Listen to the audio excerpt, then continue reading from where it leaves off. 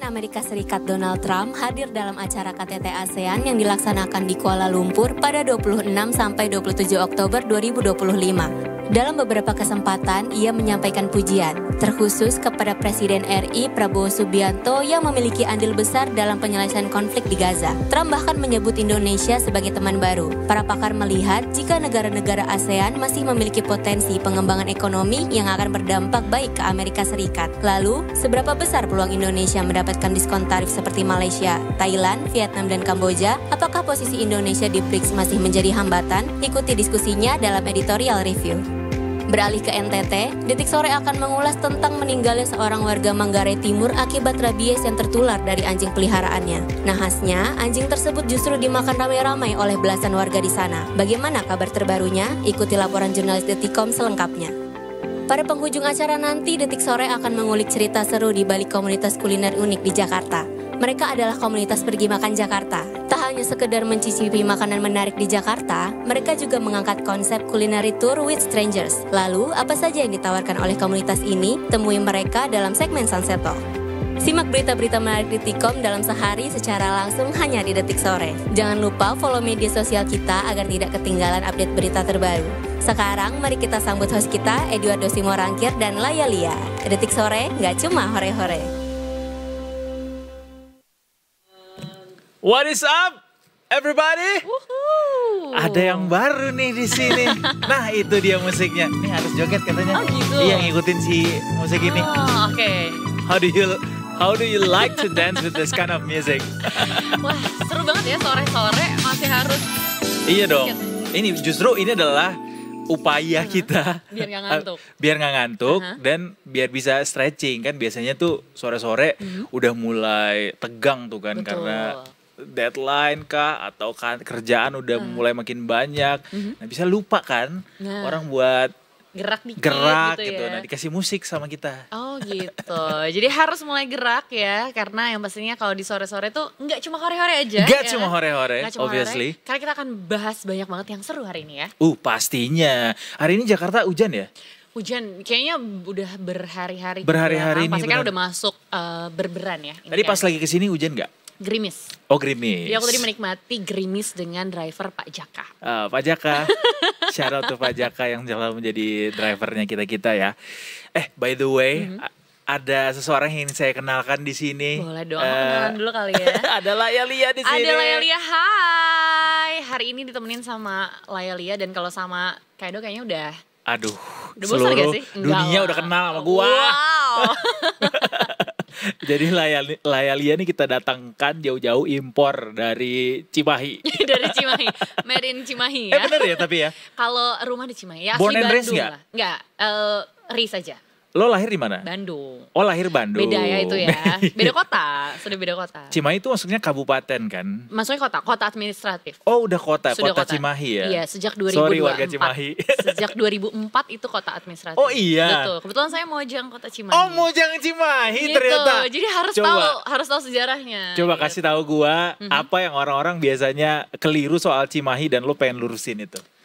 Keliru, kayaknya kalau keliru selama sih gue belum denger ya. Okay. Cuman tentang Cimahi itu adalah kota tentara itu betul. Kita sampai punya batik tentara.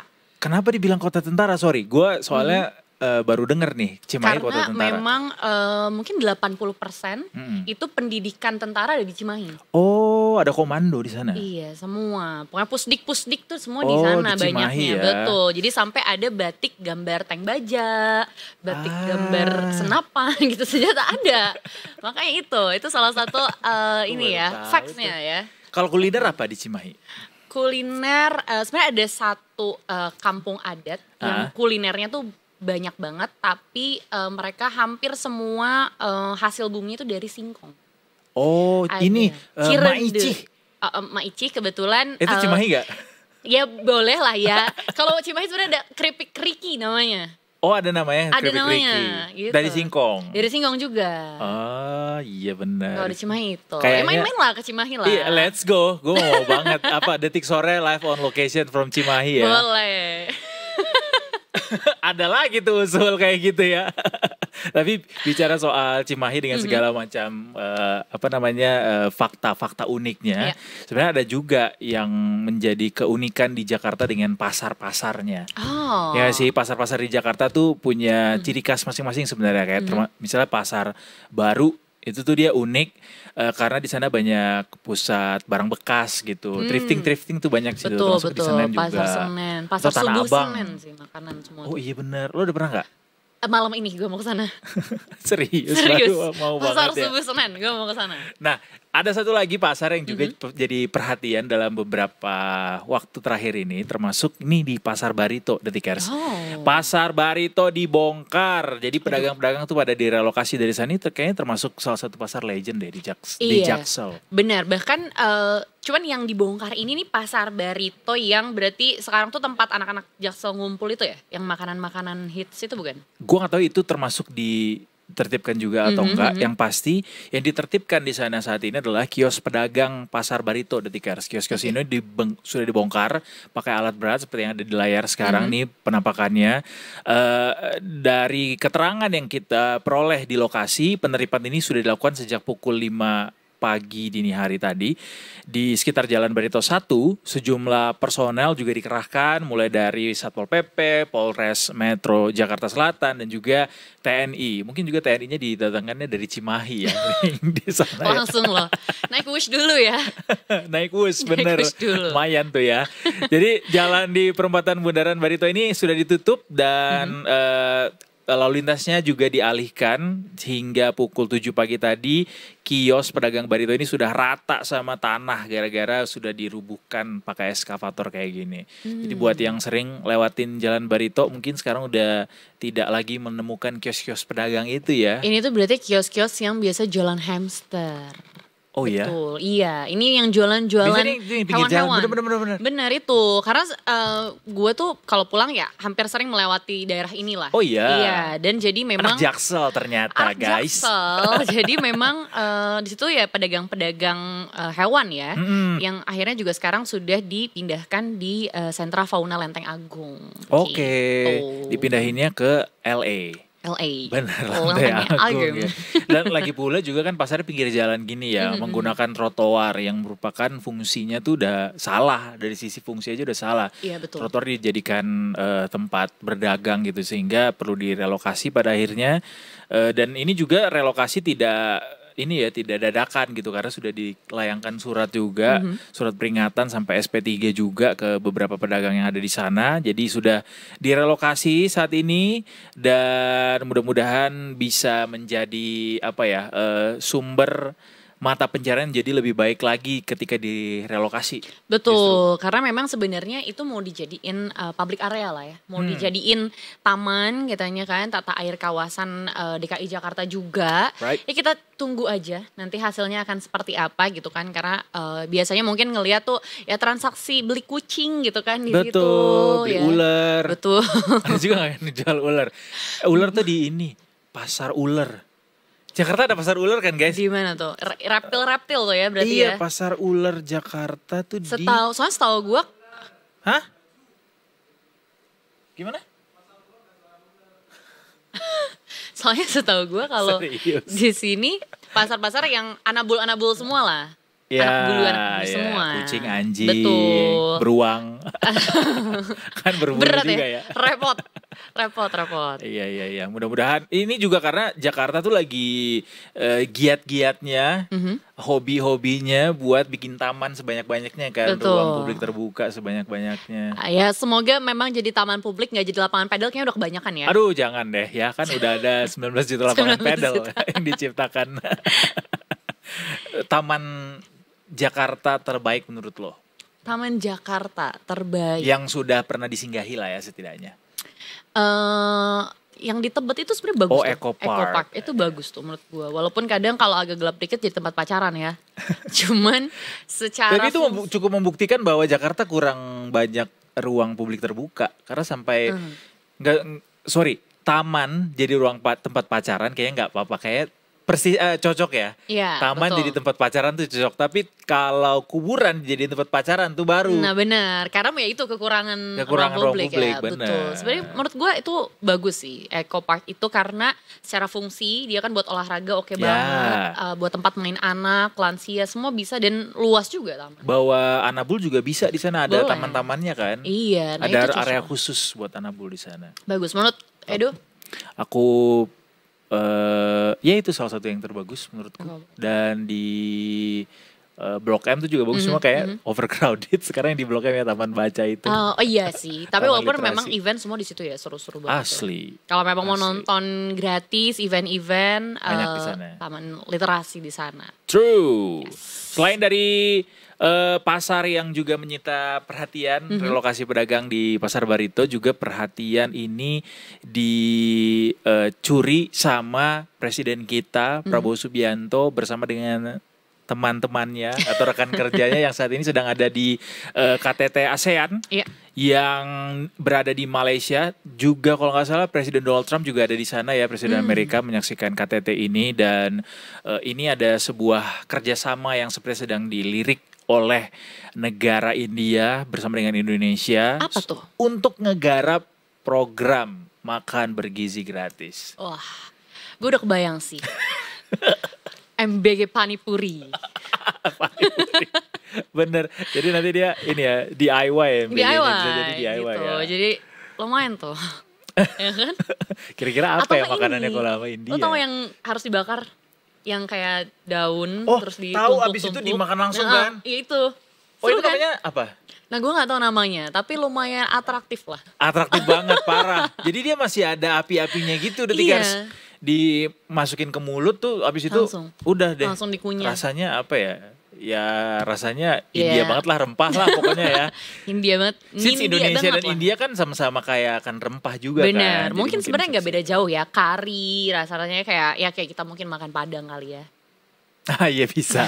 Jadi pakai banyak yang santan-santannya juga. Bener, kuning gitu kan, kunyit. Cuman memang dikunyah langsung. Betul. Iya kan? Cuma soal kerjasamanya sebenarnya ini masih belum diketahui tupoksinya apa aja. Karena pertemuan ini juga baru saja diumumkan soal potensi kerjasama ini. Yang pasti Menteri Luar Negeri Indonesia Bapak Sugiono menyinggung potensi kerjasama negara ASEAN sama India dalam bidang pariwisata awalnya. Kemudian Sugiono menyambut penerapan pernyataan bersama pemimpin ASEAN India tentang pariwisata berkelanjutan.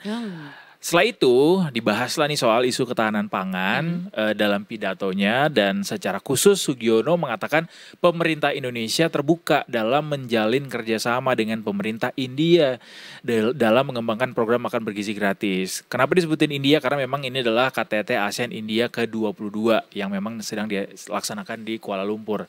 Detikers. Dan ternyata India ini dilalahnya sudah menerapkan program semacam kayak makan bergizi gratis juga ya. Namanya itu program Pradhan Mantri Poshan Shakti Nirman. Panjang ya. Iya. Ini program dari Perdana Menterinya India, yaitu Poshan Shakti Nirman. Jadi ini adalah sebuah skema pemberian makan siang gratis buat anak sekolah di India yang diselenggarakan oleh Kementerian Pendidikan India. Pertanyaan gue adalah, gokil ya mentalnya India buat program makan gratis ya. Maksud gue mereka penduduknya 1 miliar. Banyak Lebih. banget ya, betul-betul. Banyak duit kalian. Kita aja yang segini tuh udah Repot pot-potan. ya. Oh iya. Tapi memang ternyata ini mungkin malah sudah diterapkan jauh sebelum MBG ya. Berarti harusnya kan. Berarti memang ini salah satu program yang di negara-negara lain mungkin memang sudah diterapkan lah gitu. Itu juga mungkin jadi salah satu contoh kenapa akhirnya MBG dibuat di Indonesia gitu. Bisa jadi juga kan potensi kerjasamanya bisa jadi dari transfer ilmunya mungkin barangkali, atau penanganan si pemberian atau distribusi makan bergizi gratisnya kayak apa. Since kita juga banyak sekali kendala-kendala yang ditemui ketika program ini baru saja diluncurkan kan. Jadi makanya ya membuka kerjasama aja jatuhnya. Walaupun belum konkret ya seperti apa sebenarnya kerjasama yang dimaksud. Jadi kita tunggu aja Detikers. Kita tunggulah dan kita support pasti ya, kita dukung. Iya dong. Dan beneran gue nungguin banget sih MBG Panipuri itu. MBG Panipuri. Udah pernah belum ke India? Belum. Mau nggak? tertarik gak? Kalau ngomongin tertarik mungkin ya, maksudnya kayak gitu. Kata orang-orang India tuh yang bagusnya di India Utara. Kalau India Selatan memang Vrindavan and the gangs. Karena gue tuh kemarin banyak banget ngeliat ekspor teman-teman yang pergi ke India dengan background klakson. Wah iya betul. Iya kan. Jadi yang memang identiknya selain makanannya adalah yaitu kehidupan hiruk pikuk. Iya, sibuk banget orang sana semuanya. Betul. Ya. Gue sih seneng ya nonton film-film India tuh bagus loh. What your most favorite Bollywood movie? Gue kalau ditanya jadi lupa judulnya, tapi kemarin baru banget muncul di Netflix yang tentang Hotel Mumbai? No, itu kayak udah lama banget ya. Kemarin-kemarin tuh ada, jadi kayak premisnya adalah dia seorang bapak yang punya tempat cukur rambut. Oh, I know that. Lupa gue namanya, apa ya? Dia cuma satu kata kan? Iya, namanya dia aja. Iya, soalnya plot twistnya berkali-kali tuh. Bagus banget. Kayak udah sampai ujung juga masih ada plot twist lagi. Betul. Dan sebenarnya seru ketika nonton film India karena lo jadi tahu budaya India. Betul. Bahkan gue jadi tahu kalau lo pakai bis di India itu bis dipukulin sampai penyok. Dan memang tuh negara berisik banget, Tikers, beneran berisik banget. Nggak bisa di mute memang. Ada salah satu konten kreator yang lagi jalan-jalan ke India, terus dia ngasih tahu dia makan ini makan itu, terus habis itu kayak nunjukin suasana di, gue nggak tahu tapi dia lagi dari kota mana, tapi beneran sepanjang video tuh suara klakson doang backsoundnya. Iya bener, jadi kayaknya emang salah satu solusinya adalah pakai lagu-lagu yang lagi happeningnya, yang lagi viral biar gak pusing. Katanya memang kayak ada nggak betahnya gitu kalau nggak mencet klakson tuh. Iya ya. Udah budaya sih ya. Udah budaya. Itu harus kayaknya itu bisa diatasi dengan mereka belajar budaya stoik sih. Kayak mau kemana sih? Mau kemana sih hidup ini harus diklaksonin semua orang. Ibaratnya kalau buru-buru berangkatnya kemarin dong. Nah itu dia. Nggak belajar mereka sama kita tuh. Aduh, pokoknya ini ya kita nantikan saja seperti apa sebenarnya kerjasama ini bentuk konkretnya. Atau bisa aja sih ini cuma kayak karena lagi KTT ASEAN India terus pemerintah bilang nyebut kita terbuka sama India. Kemarin Presiden Brazil kita mau belajar bahasa Portugis. Betul, bahasa Portugis. Ya kan? Semuanya aja dibilang emang presiden kita nih ini apa namanya apa sih istilahnya yang pengen nyenengin orang terus gitu, people pleasure. Iya. Bener nggak Pak Prabowo? People pleasure ya. People pleasure. Ya ampun. Tapi kalau tadi mungkin kita kan udah ngobrol tentang India nih ya. Kita bergeser. Ini bergeser agak lumayan jauh sih ya. Ke negara lainnya? Ke negara lainnya. Wow. Karena ini adalah sebuah kasus yang juga viral, yang ramai juga kemarin. Parah. Karena nggak nanggung-nanggung ya. Ini adalah kasus pencurian. Tapi pencuriannya tuh bukan nyuri ayam, singkong. Mungkin kalau di Indonesia gitu ya. Gitu atau kan? nyuri pacar temen. Oh, nikung itu namanya. Nikung ya. Nikung. Kalau yang ini perhiasan. Betul. Tapi di museum yang sebenarnya penjagaannya ketat banget. Jadi ini mungkin kayak money heist ya. Iya, something like that. Karena dia nyurinya di Museum Louvre ini, terus habis itu mau nyurinya nggak tanggung-tanggung lagi, berlian kan? Berlian dan banyak banget, bahkan sampai salah satu mahkota juga yang akhirnya. Oh ada salah satu mahkota juga. Iya ada salah satu mahkota juga, tapi untungnya sudah ketangkap akhirnya karena otoritas berwenang Prancis ini sudah menangkap 2 tersangka pencurian perhiasan di Museum Louvre ini, tepat ketika salah satu dari mereka tuh mau meninggalkan Prancis. Jadi udah mau kabur, ternyata jago ketangkap. Ya polisi Prancis ya? Jago, hitungan hari loh. Kayak dia kerja sama deh nih. Sama ini detektif Conan Pogoro Muri. Bisa nemuin langsung ya. Dan masih cukup muda, berusia 30-an ya, berasal dari pinggiran kota Saint-Denis di ibu kota yang mencakup beberapa daerah paling miskin memang di negara itu. Jadi mereka ini dikenal sama polisi Prancis adalah salah satu tersangka yang hendak terbang ke Aljazair dari bandara Charles de Gaulle ya. Gitu. Sampai akhirnya ketangkep lah. Dan ini sih sebenarnya ada 4 bahkan ya. Malingnya ini ya, maling perhiasan ini membawa kabur 8 benda berharga senilai sekitar 102 juta dolar dari koleksi Louvre pada 19 Oktober dan mengungkap celah keamanan di museum yang paling banyak dikunjungi di dunia tersebut. Bener, karena ini katanya pencurian cuma dilakukan dalam hitungan menit doang. Nah itu sih gue penasaran sih, kayak ada tips and triknya mungkin. Kalau dari CCTV harusnya ketahuan ya bahwa mereka tuh melakukannya kayak apa gitu. Iya, tapi menurut lo ada ordal nggak membantu pencurian ini? Bisa banget sih, bisa banget. Karena kita penjaganya mau pakai kan teori konspirasi ya. Karena harusnya penjagaannya ketat dong. Benar, dan dilakukan di jam operasional juga, bukan pas lagi tutup gitu. Makanya sangat potensial kalau ini dilakukan bekerja sama orang dalam. Yes, dan bahkan ketika mereka masuk tuh ya, mereka menggunakan derek untuk mecahin jendela. Biasanya kan mungkin kalau jendela pecah tuh udah ada alarm, udah bunyi langsung gitu kan. heboh tuh. Dan itu adanya tepatnya di lantai atas saat jam buka. Terus udah gitu mereka melarikan diri cuma pakai motor aja. Makan kayak easy peasy. Cuma kayak kalaupun kerja sama, maksudnya ini kan berarti potensi untuk ditangkapnya sangat besar kan, bisa ditangkapnya.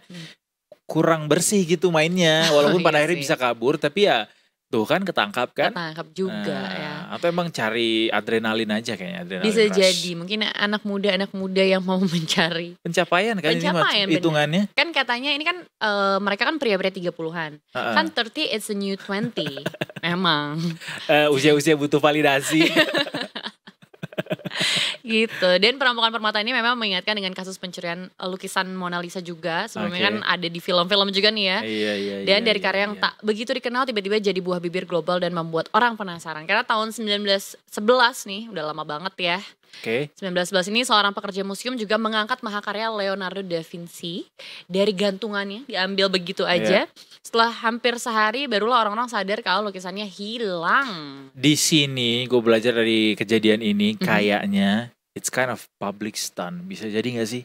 Bisa. Kayak sih, biar orang-orang ngeh lagi bahwa ada nih, kita punya namanya Museum Louvre yang menyimpan banyak sekali sejarah kejayaan Prancis dan juga dunia lainnya barangkali di sana. Jadi orang-orang jadi malah ngelirik pengen tahu ini museum apa sih gitu. S3 marketing ternyata ya. Iya, monster marketing mereka. Bisa jadi public stunt ini. Bisa sih, bisa kalau kayak gitu. Karena si Mona Lisa itu juga pada akhirnya dia viral waktu itu ya, back in the days.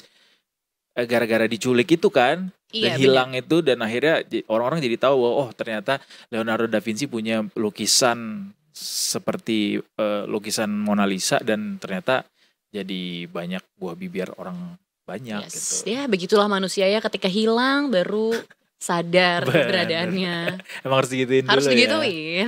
Ya udahlah. Tapi kalau kita mau hilang sejenak dari peredaran Detikers, kita mau break dulu. Sebentar aja. Habis ini kita akan balik lagi. Kita balik lagi ke Indonesia setelah terbang ke India, ke Kuala Lumpur, ke Prancis. Kita habis ini mau kemana? Kita habis ini akan ke Bantar Gebang. Oh, Bantar Gebang bisa. Tapi juga selain Bantar Gebang kita juga akan ke Bali. Karena di Bali itu ada orang yang terpapar rabies gara-gara makan daging anjing. Nah nih buat kamu-kamu yang mungkin sempat mau berpikir untuk ke Bali ya. Gue gak bilang mau berpikir memakan daging anjing ya. Nah nanti kamu harus tahu berita yang ini ya. Karena kita akan bahas tentang Bali setelah yang satu ini. Tetap bersama kami di Detik Sore. Gak cuma hore-hore.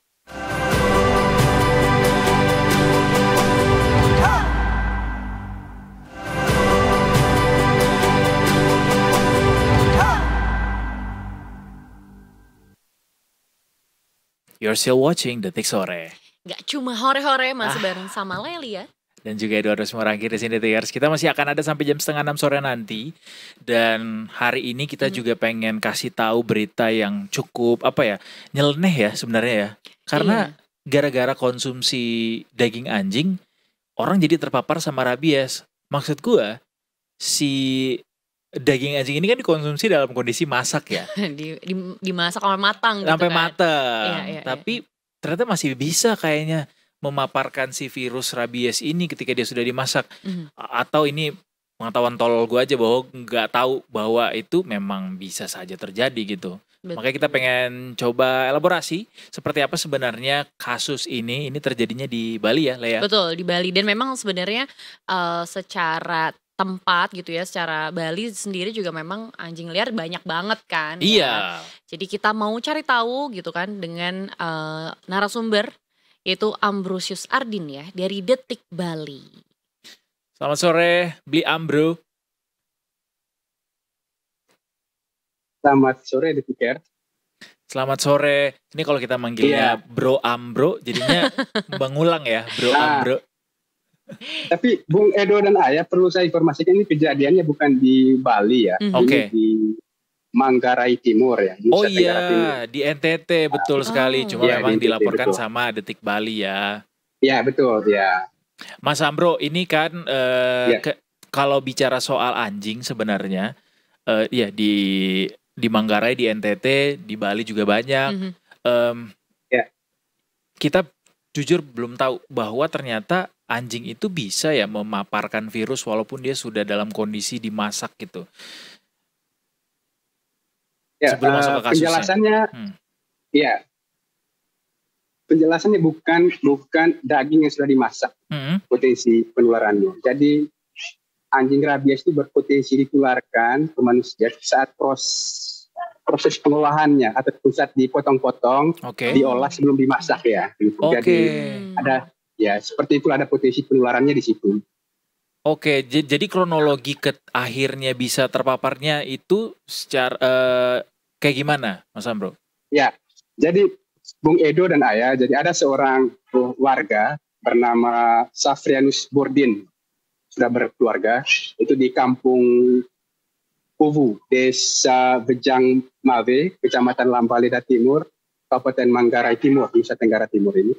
Dia digigit anjing peliharaannya tanggal 5 September lalu ya, sekitar hampir 2 bulan lalu lah. Jadi setelah digigit dia merasa kondisinya baik-baik saja begitu. Tiba-tiba tanggal 24 kemarin dia merasa sesak di dadanya, merasa panas gitu ya. Tiba-tiba dia merasa panas di dadanya, lalu keluarga membawanya ke rumah sakit gitu. Nah, sampai di rumah sakit kondisinya didiagnosa oleh dokter bahwa dia mengidap terinfeksi virus rabies gitu.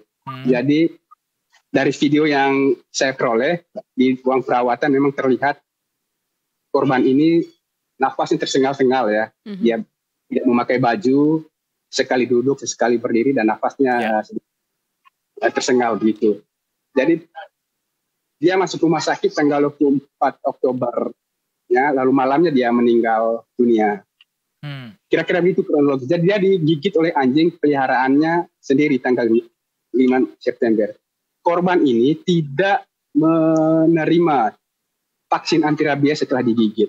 Keluarga sudah menyarankan dia untuk segera ke puskesmas ya, untuk bisa diberikan vaksin, tetapi dia menolak. Karena dia berpikir kondisi anjingnya baik-baik ya. Dia tidak menduga bahwa anjingnya itu sudah terinfeksi virus rabies. Kira-kira begitu kronologi awalnya, Bung Edo dan saya. Oke, tapi ini ada berita juga nih, Mas, kalau memang ternyata nggak cuman sampai setelah digigit, tapi juga katanya memang akhirnya anjingnya juga dikonsumsi bersama-sama. Memang betul? Ya, betul ya. Nah, setelah korban ini digigit anjingnya, dia kemudian membunuh anjingnya ini. Dia melakukan itu untuk mencegah ya agar anjing itu tidak menggigit warga yang lain ya. Dia membunuh itu tidak dengan keyakinan anjingnya itu tertular rabies. Dia tidak berpikir ke sana ya. Dia hanya mencegah supaya tidak menggigit yang lain. Akhirnya dia membunuh anjing itu bersama ayahnya. Lalu daging itu kemudian dibagikan kepada tetangga-tetangganya. Ada sekitar 17 orang yang menerima daging itu. Nah, ada penjelasan dari pejabat otoritas veteriner ya, pada Dinas Peternakan dan Kesehatan Hewan bahwa manusia berpotensi tertular virus rabies itu dari anjing rabies saat proses daging itu dipotong. Anjing dipotong, daging dipotong saat diolah sebelum dimasak. Jadi ketika ada air liur atau cairan dari anjing itu masuk ke selaput lendir mata, ke hidung, ke mulut atau ke bagian-bagian tubuh yang terluka. Jadi di situ potensi virus rabies itu tertular kepada manusia. Sementara daging yang sudah dimasak, sepanjang dia dimasak di atas 70 derajat Celcius, maka itu aman untuk dikonsumsi anjing rabies itu. Artinya potensi tertularnya itu ketika sebelum dimasak, pas pemotongan atau gimana penjelasannya, Mas? Ya, penjelasan dokter sebelum dimasak ya. Saat dipotong, anjing dipotong-potong menjadi daging, lalu kemudian diolah-olah begitu kan sebelum dimasak. Jadi potensi penularannya di situ ada cairan-cairan dari anjing yang kemudian masuk ke mata, hidung, mulut ataupun bagian-bagian terluka dari tubuh manusia. Soalnya sampai belasan ya yang terkena efeknya ini pada akhirnya. Betul. Karena mungkin ya itu ya tadi ketika lagi meal prep lah ya, jadi ada luka mungkin di tangan ya Mas ya, terus juga lagi sambil kucek-kucek mata dan lain-lain, mungkin akhirnya masuknya lewat situ berarti ya. Ya betul. Nah, Edo dan Ayah setelah korban ini meninggal dunia, jadi sejak 2 hari lalu, pemerintah desa akan mendata 17 orang ini untuk diserahkan ke tenaga kesehatan di puskesmas untuk diambil tindak lanjut. Nah, informasi terbaru bahwa tadi petugas dari puskesmas tempat sudah mendatangi 17 orang ini untuk kemudian memeriksa kondisi mereka. Jadi dicek tekanan darahnya, lalu kemudian menanyakan kondisi mereka. Nah, sampai sehari ini kondisi mereka masih aman, belum ada gejala tertular rabies, tetapi sedang dalam koordinasi dengan Dinas Kesehatan untuk menyiapkan rencana vaksinasi terhadap mereka. Dan informasi dari petugas puskesmas, vaksinasi akan diprioritaskan kepada mereka yang mengolah daging ini. Jadi karena potensi tertularnya saat mengolah, jadi mereka akan diprioritaskan untuk diberikan vaksin anti rabies ini. Begitu Edo dan Ayah. Oke. Dan berarti kalau misalnya ini kan udah ada vaksinnya ya sebenarnya gitu, dan memang bahkan korban juga sebelumnya sudah disarankan ya ketika memang digigit ini harus bergegas ke puskesmas. Nah, berarti selanjutnya nih di daerah tersebut Mas gitu, berarti apakah akhirnya jadi ada himbauan wajib vaksin rabies kah gitu, atau mungkin pemerintah sekitar lah gitu. Bagaimana nih? Ada otoritas kesehatan juga, apakah bahkan hewan-hewan yang memang juga berkeliaran, mungkin anjing-anjing liar akhirnya juga jadi tertibkan gitu lah gitu mungkin, atau gimana Mas? Betul. Edo dan Arya, jadi kasus warga digigit anjing di Manggarai Timur itu sudah sering terjadi ya, bahkan di kabupaten-kabupaten lain di Flores, termasuk di Manggarai Barat, dan daerah-daerah lain di Flores. Bahkan di NTT secara umum sudah sering sekali terjadi. Di kabupaten tetangga, Kabupaten Manggarai, beberapa pekan lalu juga sejumlah warga sudah digigit anjing ya, sampai Satpol PP turun kemudian menertibkan anjing-anjing tersebut. Beberapa anjing sudah terkonfirmasi positif rabies. Nah, pemerintah Provinsi NTT, gubernurnya, sejak sebulan lalu sudah mengeluarkan surat edaran untuk kemudian mengikat semua anjing-anjing yang ada dan kemudian diberi vaksinasi. Nah, surat edaran dari gubernur ini diteruskan oleh kepala daerah, bupati, wali kota se-NTT untuk kemudian menertibkan anjing-anjing. Semua anjing diikat kemudian divaksin. Tapi memang kondisi di lapangan tidak semua warga melakukannya. Masih banyak anjing yang berkeliaran, sehingga banyak juga warga yang menjadi korban dan anjing-anjing itu tersebut terkonfirmasi positif rabies begitu. Baik Mas Ambro, terima kasih banyak untuk informasi. Jadi kita diluruskan bahwa ini meninggalnya bukan karena makan, tapi memang gara-gara memang digigit dulu ya. Kemudian digigit, anjingnya ini dagingnya dimakan ramai-ramai sama warga dan saat ini masih diobservasi begitu ya. Betul ya, diobservasi ya. Terima kasih Mas Ambro atas laporannya. Sekali lagi selamat bertugas kembali. Terima kasih banyak. Nah, jadi sebenarnya mungkin udah banyak himbauan juga kali ya dari pemerintah gitu kan, terus juga dari tim kesehatan di sana. Memang baiknya ya udah dihindari saja lah konsumsi anjing ini, karena kondisi anjing-anjing rabies ini memang sudah banyak dan masif sekali. Betul, sambil dilakukan penanganan dan juga belajar dari kesalahan gitu ya. Mitigasi risikonya di situ. Guys, kita break dulu. Lagi-lagi kita akan break, tapi kita akan balik lagi karena habis ini kita mau ngobrol-ngobrol seru. Oke, berarti habis ini kita nggak berdua ya? Nggak berdua, ada bintang tamu di studio. Penasaran siapa? Tungguin aja, yang pasti cuma di Detik Sore. Gak cuma hore-hore.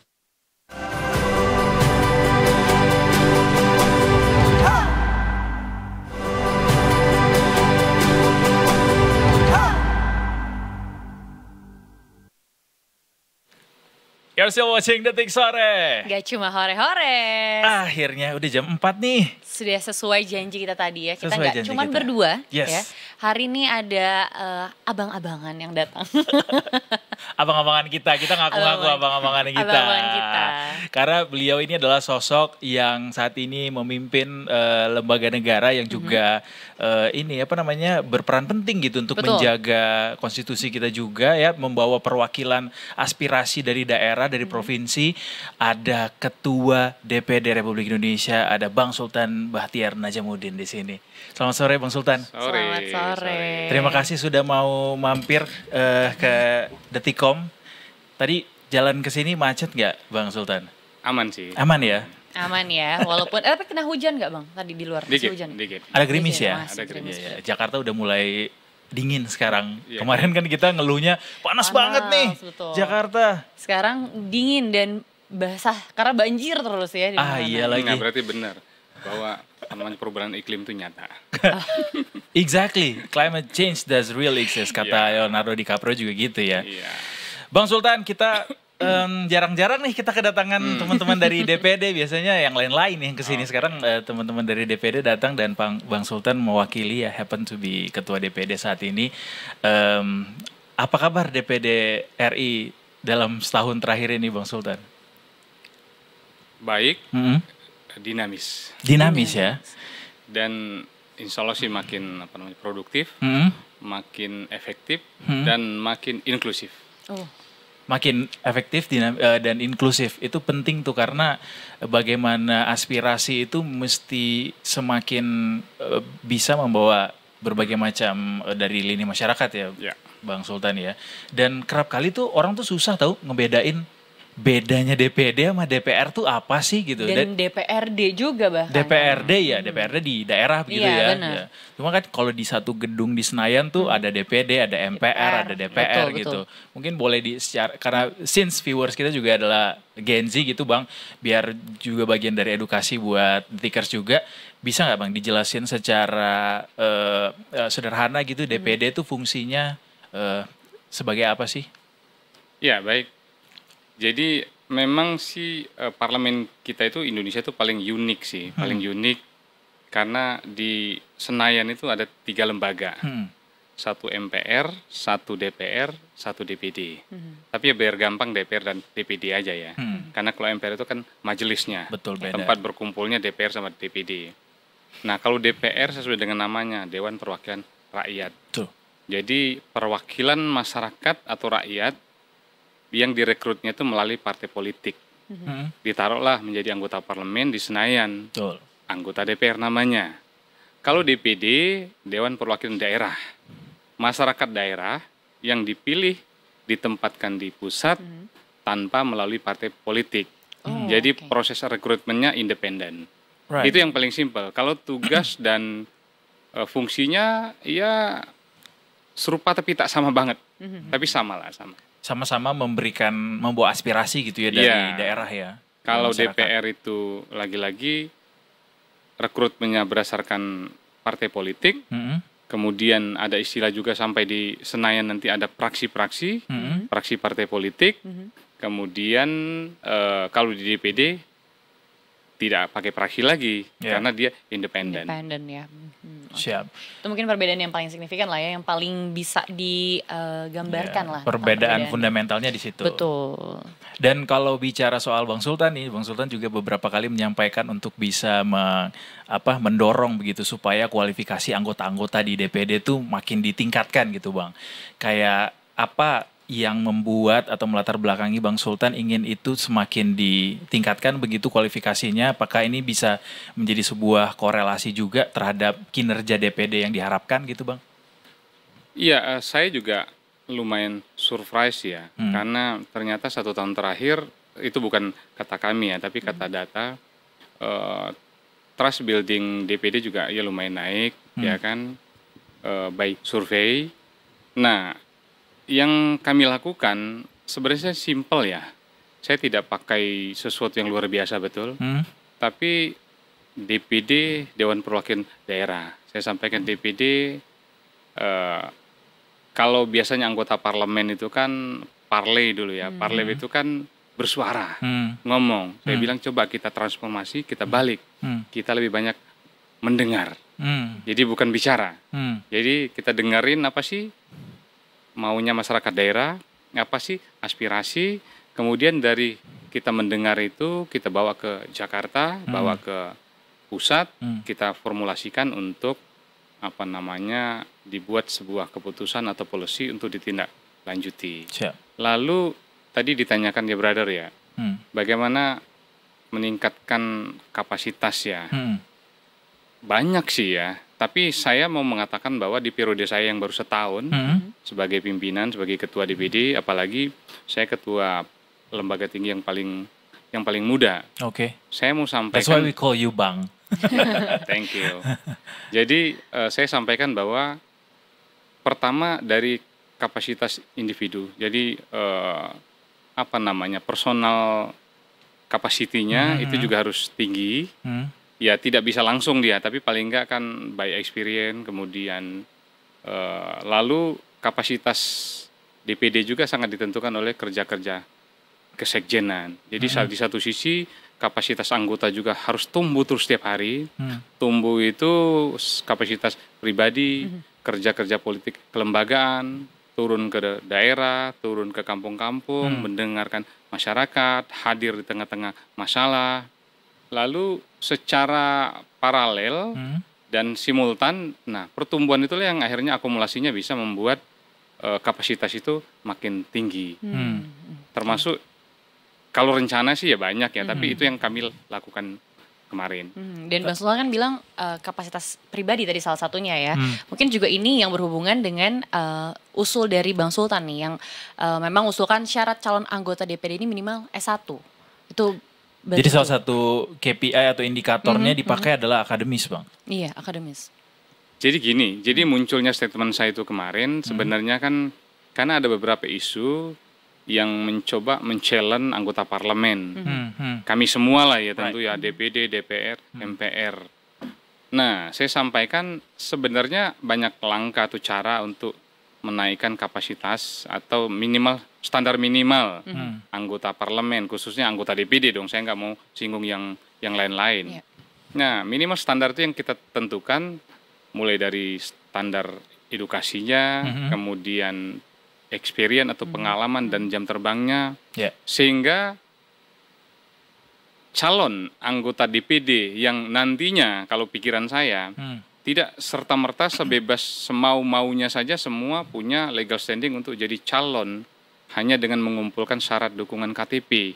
Nah, tapi kalau dibuat standar minimal artinya sudah terverifikasi di awal bahwa ada kebutuhan parlemen yang secara kualifikasi harus tinggi, mengerti masalah, tidak belajar lagi tentang demokrasi, tentang legislasi, tentang apa namanya kedewanan. Nah, itu yang saya pikir ke depan kita harus coba munculkan seperti itu supaya tidak banyak lagi waktu yang terpakai untuk orientasi. Jadi pada saat dilantik langsung speed up, langsung bekerja. Selama itu kerap menjadi bottleneck selama ini. Sebelum itu akhirnya. Saya harus akui ya. Saya harus akui jujur ya, rumah saya beruntung karena kebetulan saya pernah menjadi wakil ketua juga. Apa namanya? Iya, saya pernah jadi aktivis, kemudian saya juga pernah di swasta, saya pernah jadi birokrat, saya pernah jadi kepala daerah, saya pernah jadi pimpinan. Nah, saya sampaikan kepada teman-teman khususnya yang baru, yang muda bahwa kita tidak punya waktu banyak. Kita tidak boleh terlalu banyak lagi waktu untuk belajar. Kita bekerja. Orientasi tadi ya. Iya, tapi kan karena memang banyak yang baru, jadi tidak mungkin juga kami nafikan bahwa memang orientasi itu memang masih diperlukan. Nah, tapi yang penting tadi ditanya tadi, yang awal saya selalu sampaikan bahwa yang penting kalau kapasitas itu bisa tumbuh terus, tapi yang paling penting itu trust. Nah, bagaimana memastikan bahwa anggota DPD itu betul-betul bisa menjaga sikap, menjaga etika, menjaga lisannya, kemudian dan hadir di tengah-tengah masyarakat. Itu buat saya jauh lebih penting. Dan tentu itu juga dibuat begitu untuk bisa meningkatkan kinerja juga pada akhirnya ya, Bang. Pasti. Itu KPI-nya itu apa yang nanti akan bisa dilihat, Bang? Tujuannya apa? Jadi saya sudah membuktikan, kami sudah membuktikan bahwa dengan kerja-kerja keras, fokus, nah itu terkonfirmasi di output. Outputnya itu bisa formal, konstitusional, I see. berupa berapa banyak produk yang kita hasilkan, baik legislasi, pengawasan, dan lain-lain. Tapi di luar itu juga saya selalu punya indikator atau KPI atau outputnya itu dari sisi informal atau sosialnya. Seberapa besar atau tinggi acceptable atau penerimaan masyarakat daerah terhadap kami-kami.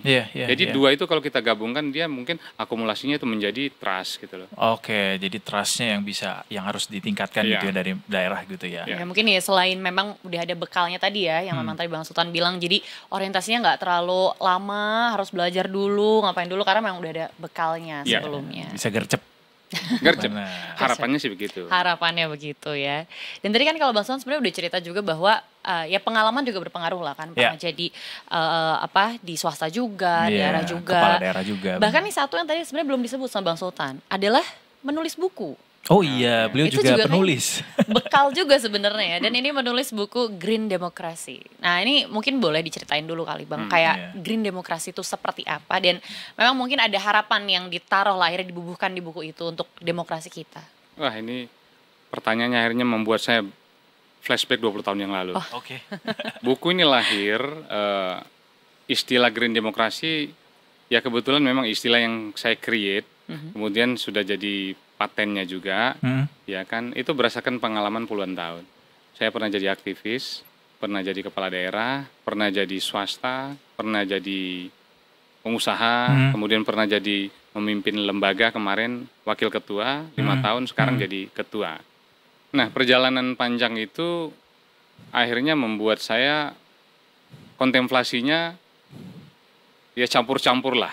Kemudian saya tuangkan dalam sebuah istilah, dan saya tuangkan lagi dalam bab-bab buku Green Demokrasi. Saya masih ingat 20 tahun yang lalu. 20 tahun yang lalu, saya pada saat saya jadi ketua KNPI daerah di kampung saya di Bengkulu, saya bersemangat betul untuk mendatangkan Miss Universe pada saat itu. Namanya saya masih ingat benar. Ini karena teman-teman nanya, akhirnya saya, oh iya ya. Jadi 20 tahun yang lalu saya hadirkan namanya Rio Mori. Rio Mori itu Miss Universe yang berdarah Asia. Kita datangkan dari Amerika, datang ke Jakarta, datang ke kampung saya. Hanya untuk tanam pohon, plant the trees. Wah saat itu. Jadi dia 3 malam nginap di kampung saya ambil dokumen, dan saya beruntung dokumen itu masih lengkap. Dari 20 tahun yang lalu saya kalau ada itu saya kumpulin, nanam pohon. Jadi waktu itu saya sampaikan sama teman-teman bahwa kampung saya itu 3/4-nya hutan lindung. Di bawah hutan lindung itu banyak emas dan batu bara. Opsinya kami hajar hutan lindungnya, kami ambil emas dan batu bara untuk mensejahterakan masyarakat, atau tolong bantu kami, kompensasinya apa? Kami protek hutan kami. Nah dari situ kemudian saya terpilih jadi anggota parlemen, kemudian jadi kepala daerah dan lain-lain. Saya mengikuti pemilu sekian kali. Saya jadi peserta sering, jadi penonton sering. Saya beberapa kali kalah, beberapa kali menang. Banyak menang, banyak kalah. Saya menyimpulkan demokrasi kita mahal, mahal sekali. Lalu saya mau gabungkan antara pengalaman itu, banyaklah babnya ya. Kemudian muncullah istilah Green Demokrasi. Nah, Green Demokrasi apa sih Bang, kata teman-teman. Baru setahun setengah yang lalu. Saya bilang green itu hijau. Hijau itu asosiasinya atau identik dengan hijau, seger, fresh, kemudian tumbuh, berkelanjutan, sejuk, menghasilkan. Baik, mungkin kalau sekarang kan green flag ya. Oh iya benar, green flag. Dan lain-lain. Akhirnya saya buat buku itu intinya bagaimana memastikan ke depan demokrasi kita lebih efektif, lebih efisien, lebih berpikir bagaimana membuat kebijakan. Di satu sisi kebijakan negara harus memastikan bahwa ekonomi tumbuh, tapi pada saat yang bersamaan ekologis terjaga. Jadi no one left behind ya, nggak ada yang ditinggalkan ya. Betul. Nah itu is not easy kata orang, tapi saya pikir bisa. Kenapa? Karena praktik itu sudah pernah kami lakukan. Saya pada saat diberikan amanah oleh teman-teman memimpin DPD, saya sampaikan bahwa ada DPR, DPR tentu fokusnya kepada ngurusin rakyat karena konstitusinya seperti itu. Saya coba transformasikan DPD ini bukan hanya ngurusin masyarakat daerah. Lebih dari itu. Apa itu? Mengurusi ekosistem, mengurusi non makhluk hidup, mengurusi sungai, sumber daya alam, flora fauna, intinya ekologis lah. Alam. Nah, holistik lah ya Pak. Bang, karena buat saya harus seimbang antara mengurus masyarakat dengan mengurus bumi dan alam itu sesuatu yang penting. Makanya setiap kesempatan saya dari 20 tahun yang lalu suka menanam pohon. Menanam pohon itu secara simbolik pesannya bahwa bahkan ada hadisnya katanya. Bukan katanya, ada sih memang. Tanamlah pohon kalaupun besok itu hari kiamat. Nah, saya nggak mau pengalaman negara-negara maju, Eropa, Amerika dan lain-lain yang hari ini menuntut emisi kita sampai 0%. Sementara pada posisi sekarang kita butuh pertumbuhan, perkembangan ekonomi karena kita negara berkembang. Nah, saya nggak mau justru kita yang dituntut 50 tahun yang akan datang. Jadi kita sudah mulai dari sekarang. Bagaimana demokrasi hijau, pro pertumbuhan, pro growth, pro anak muda, pro youth, pro poor tentu, ya, pro orang-orang miskin, dan yang paling penting pro environment, pro ekologis. Makanya tagline-nya saya buat hope and balance, harapan dan keseimbangan. Di satu sisi harus seimbang demokrasi kita, tapi harapan itu pastikan bahwa generasi ke depan itu tumbuh dengan kualitas yang tinggi dan berpikir bahwa bumi harus diselamatkan.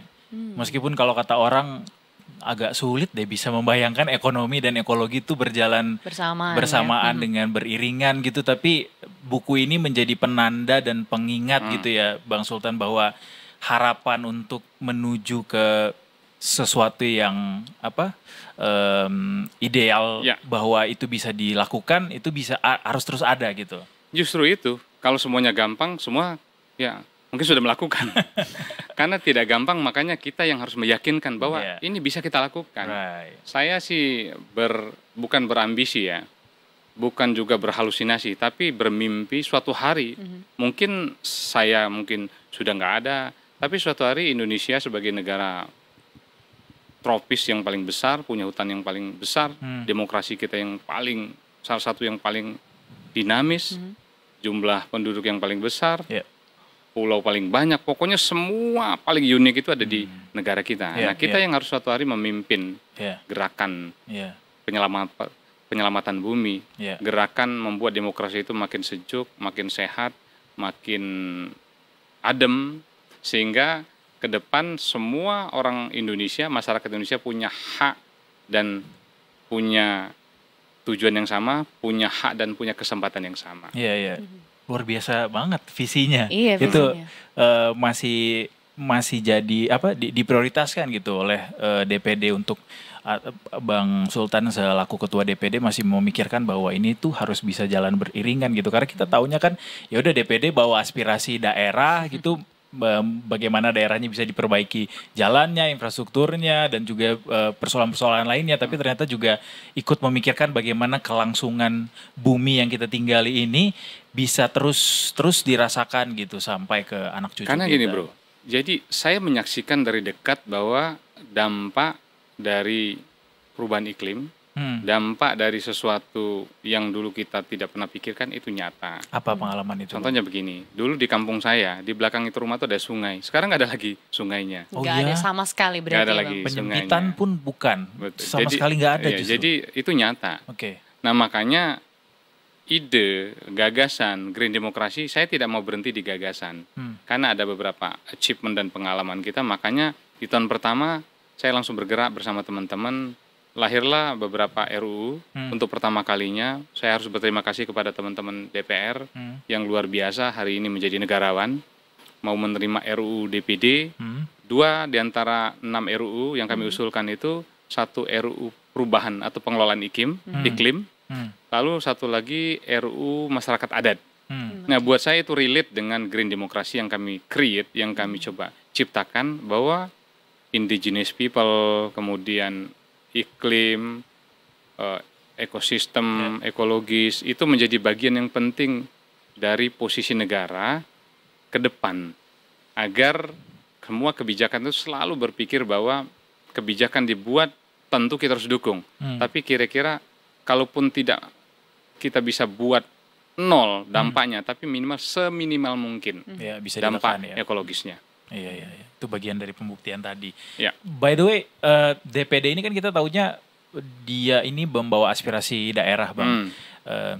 Yang kita tahu biasanya membawa aspirasi rakyat dan bersuara itu lebih kencangnya di DPR gitu. Ya. Tapi di satu sisi ini juga kita melihat DPD itu aktif mendukung program prioritas pemerintah, termasuk adanya program Senator Peduli Ketahanan Pangan yang dilangsungkan sama DPD.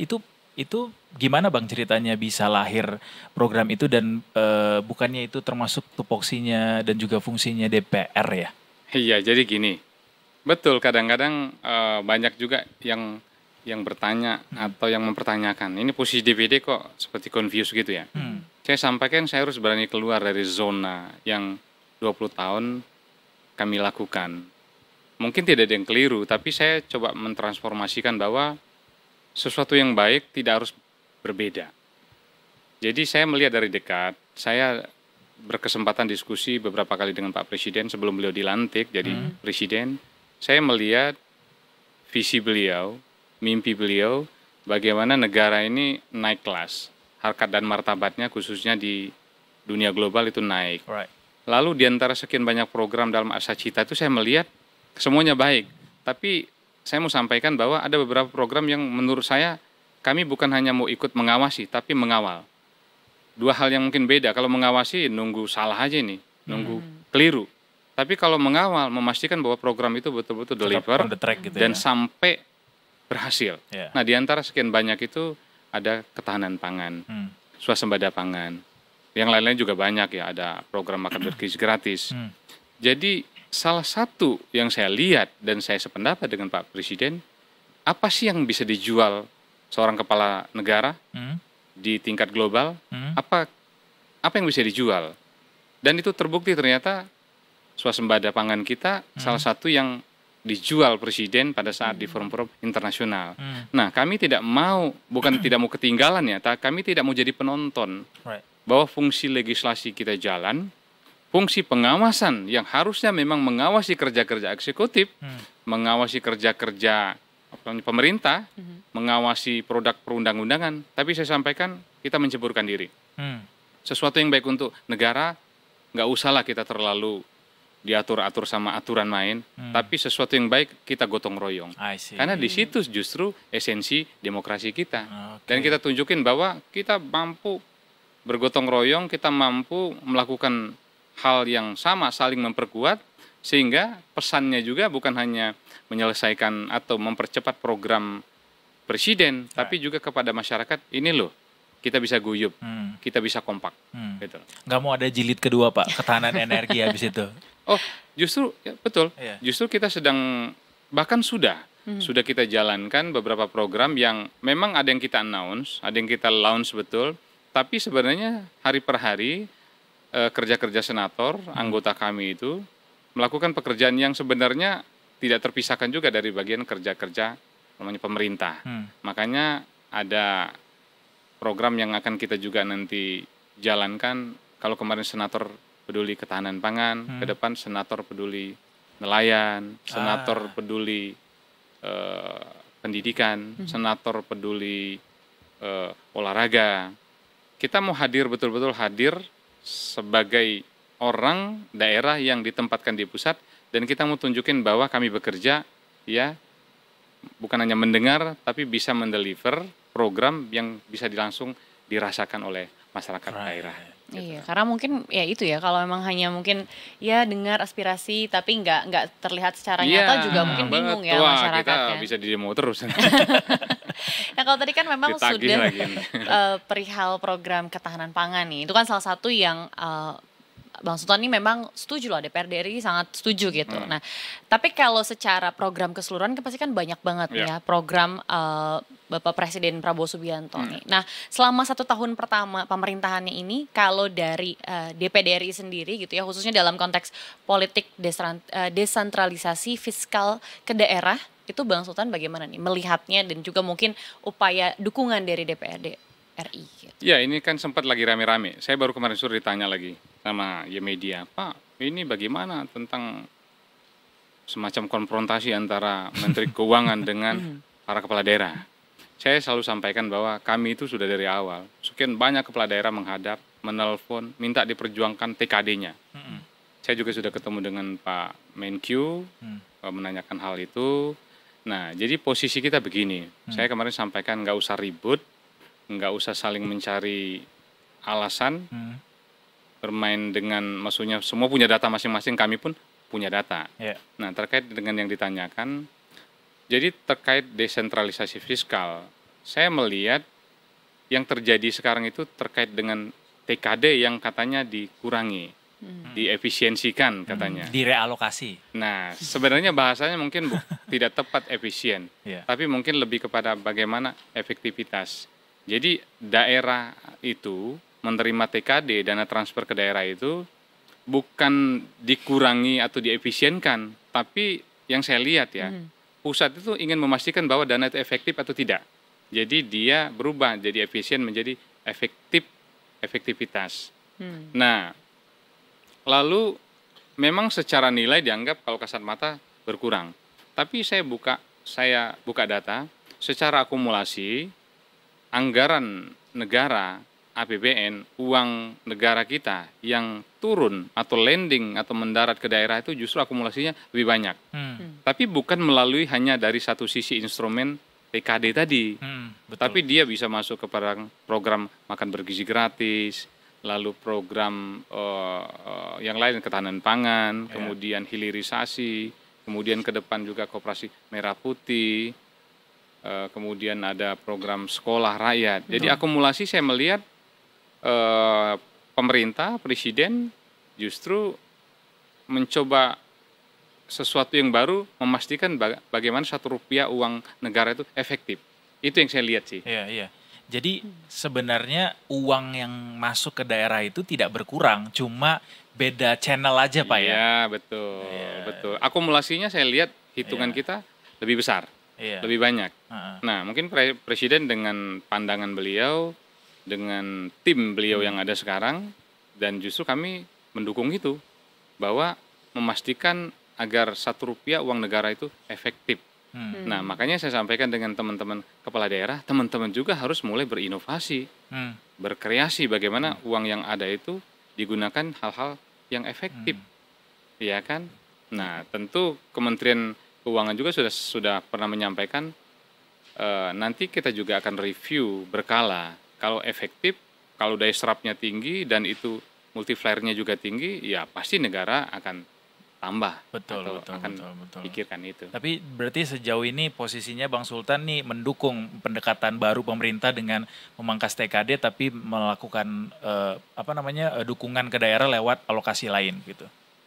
Bahasanya mungkin bukan memangkas ya. Jadi saya pun sama awalnya.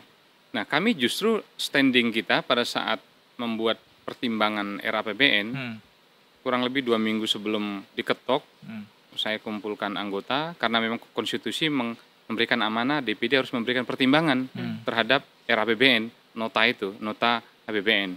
Di situ salah satu pasal yang saya underline bahwa meminta pemerintah dan DPR untuk menaikkan TKD pada saat mungkin 2 bulan yang lalu. Dan oleh Kementerian Keuangan, alhamdulillah memang di-accept juga. Dari sekian 600 sekian triliun naik menjadi 43 triliun yang diketok. Akhirnya naiklah. Meskipun ekspektasi kepala daerah kan itu kecil sekali.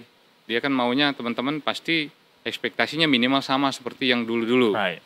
Nah, saya melihat nggak ada yang keliru sih sebenarnya. Di satu sisi pemerintah atau Pak Presiden mengkolek uang ini bukan diefisien tapi direalokasi, disimpan dulu, yang mana yang perlu secara efektif akan dikasih. Itu yang saya lihat. Tapi kalau nggak efektif, jangan. Nah, kepala daerah akhirnya dituntut untuk iya juga ya. Ya biasa, namanya juga demokrasi. Sebenarnya yang masalah adalah tidak efektifnya itu ya, makanya dicari jadi jalan paling efektif untuk Betul. bisa uang setiap rupiah yang keluar dari negara ini bisa bermultiplikasi di masyarakat tuh bisa membantu ekonomi masyarakat langsung Pak ya. Jadi tidak ada yang keliru sih sebenarnya, tuntutan kepala daerah wajar. Itu yang saya bilang ada relate dengan buku saya Green Demokrasi. Di mana apa namanya sambungannya? Pertama demokrasi kita mahal. Kemudian kita direct election. Betul. Nah gubernur itu dipilih langsung. Menurut saya inilah justru akibatnya.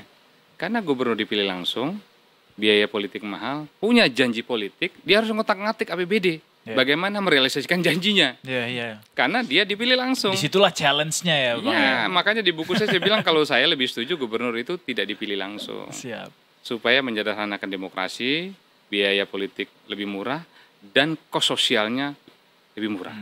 Saya tidak setuju, saya tidak rela kalau masyarakat daerah itu akhirnya terkotak-kotak karena pilkada. Belum biayanya mahal, biaya sosialnya juga mahal. Tapi demokrasinya tetap ada, di mana? Di pemilihan bupati dan wali kota. Siap. Gitu loh. Bang Sultan, ini ngomongin TKD jadi panas dikit, tapi kita pengen elaborasi lebih jauh, tapi nanti di episode lain ya Bang Sultan. Nanti kita Tapi ngobrol lebih lanjut lagi betul, lah ya. tapi ada satu pertanyaan juga yang ini mesti ditanyakan ke Bang Sultan, karena katanya DPD mau bikin DPD Award. Boleh dijelasin dikit ini apa misi dari DPD Award ini diselenggarakan Bang Sultan? Iya, DPD Award untuk pertama kali ya. Oh ini pertama kali? Setelah DPD berdiri 21 tahun. Jadi saya melihat begini, saya melihat kalau di-compare ya tentu kalau DPR kan sudah ada sejak negara berdiri. Bahkan sebelum negara berdiri ada. Di-compare sama DPD baru 20 tahun, 21 tahun. Nah saya melihat negara sebesar ini, hampir 300 juta, jumlah pulau sekian belas ribu pulau. Potensi daerah itu luar biasa banyak. Mutiara daerah itu begitu banyak kami temukan. Tapi tidak ada yang selama ini menangkap radar itu. Bukan tidak ada, mungkin belum semua tangkap. Di satu sisi kami punya kepentingan, kami punya tanggung jawab konstitusional, tanggung jawab moral, sosial untuk memastikan bahwa potensi itu naik, terangkat. Nah di sisi lain kami juga punya kepentingan agar lembaga ini legitimis, eksistensinya makin tinggi. Makanya kami buat DPD Award.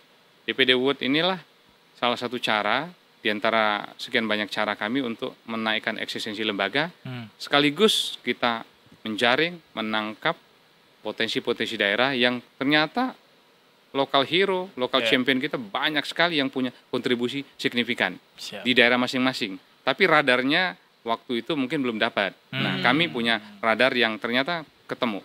Banyak sekali. Ini bagian dari Green Demokrasi juga. Iya, bagian dari itu juga. Bagian dari itu juga ya. Tapi kalau minta 3 aja Bang, 3 kategori yang nanti akan ada di award apa aja tuh? Ter apa nih? Kategorinya, saya enggak, ini fair. Saya tidak pernah intervensi, sampai detik ini juga saya enggak pernah, maksudnya yang ini, tapi saya lihat semuanya baik. Kategori itu yang berkontribusi terkait dengan pendidikan, pariwisata dan kebudayaan, lalu kemudian pemberdayaan perempuan dan anak, ya kurang lebih ya segitulah ya. Ada beberapa kok kategori. Bang Sultan, ini mumpung kita sama-sama anak muda nih di sini ya. Besok juga Sumpah Pemuda ya kan. Betul. Boleh nggak Bang Sultan terakhir aja buat anak-anak muda di seluruh Indonesia, motivasi atau mungkin pesan-pesan buat mereka untuk dalam rangka Sumpah Pemuda besok kita rayakan. Iya, teman-teman semua, teman-teman yang muda semua, saya selalu bersemangat membahas dan meyakinkan bahwa masa depan kita baik. Masa depan Indonesia akan cerah. Tapi syaratnya, jadi kita punya bonus demografi itu besar banget. Size atau kue anak muda itu mungkin one of the largest, one of the biggest di dunia. Nah, bonus demografi atau kita-kita yang muda ini seperti pisau bermata dua. Di satu sisi, kalau secara kualitas atau kualifikasi ini terus tumbuh, maka dia menjadi opportunity besar, ya? Atau menjadi modal. Tapi di sisi lain, kalau size kita yang besar atau jumlah kita yang gede banget, tapi secara kualitas dia biasa-biasa aja, bahkan menurun karena faktor banyak hal, maka dia bisa menjadi liability atau beban. Nah, itu tergantung kita semua. Makanya ada buku Green Demokrasi yang untuk memastikan bahwa anak muda harus tumbuh, harus berpikir tentang negara, tidak boleh lagi cuek. Makanya saya sarankan masuk ke politik itu bagus dan sah. Supaya banyak orang yang ngerti. Anak muda ada 20 tahun sisa waktu kita untuk menjemput Indonesia Emas. Sampai kepada 2025, 2045. Saya sampaikan begini, kalau teman-teman mau menjadi pengisi acara puncak pada panggung besar 2045, siapin dari sekarang. Dari saya tumbuh berkualitas. Jadi berlomba-lomba menjadi lebih baik lagi ya. Dengan empati tinggi, kemudian rasa persaudaraan tinggi, kemudian toleransi tinggi, membantu sesama. Jadi kita tunjukin bahwa anak muda Indonesia itu bisa menjadi role model dunia. Siap. Gitu loh. Amin. Itulah pesan dari Bang Sultan langsung untuk para pemuda semua ya. Pemuda-pemudi di seluruh Indonesia. Senang banget hari ini kita kedatangan Usda juga ya. Utusan daerah. Kita nyebutnya kalau misalnya dari daerah Pak, kita nyebutnya Usda Pak. Saya pikir tadi Ustadz lagi. Bukan Bang. Bukan Bang Sultan. Anyway Bang Sultan boleh satu tugas tambahan buat Bang Sultan, kita closing segmen ini dengan nyebutin tagline kita. Jadi kalau misalnya saya bilang nanti detik sore, Bang Sultan boleh jawab dengan nggak cuma hore-hore. Nggak cuma hore-hore. Oke, terima kasih banyak Bang Sultan. Anyway, untuk waktunya sekali lagi terima kasih juga buat Detikers yang sudah nonton. Kita masih akan ada sampai jam 5:30 ya. Sampai 5:30 nanti kita masih bakal banyak ngobrol yang seru lagi pastinya ya. Tentunya. Dan terima kasih banyak loh Bang Sultan. Makanya jangan kemana-mana Detikers, tetap bersama kami di Detik Sore. Nggak cuma hore-hore. Terima kasih.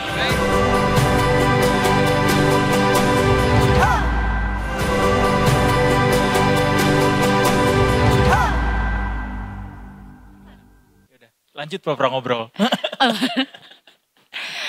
Masih di Detik Sore. Cuma hore-hore. Tadi kita udah ngobrol lumayan ngantuk. Enggak. Lumayan berat ya dan juga seru tapi ya memang ya karena pembahasannya cukup berbeda tadi sama berita-berita yang sebelumnya dibahas. Dan sudah ngobrol sama Bang Sultan tadi ya tentang DPD, tentang apalagi tadi tentang program-program senator yang akhirnya disetujui juga sama DPD RI gitu kan. Banyak termasuk yang panas soal transfer keuangan daerah yang dipangkas. Nah sebenarnya masih pengen ngobrol kan sebagai orang finance. Parah, gue pengen elaborasi lagi tuh.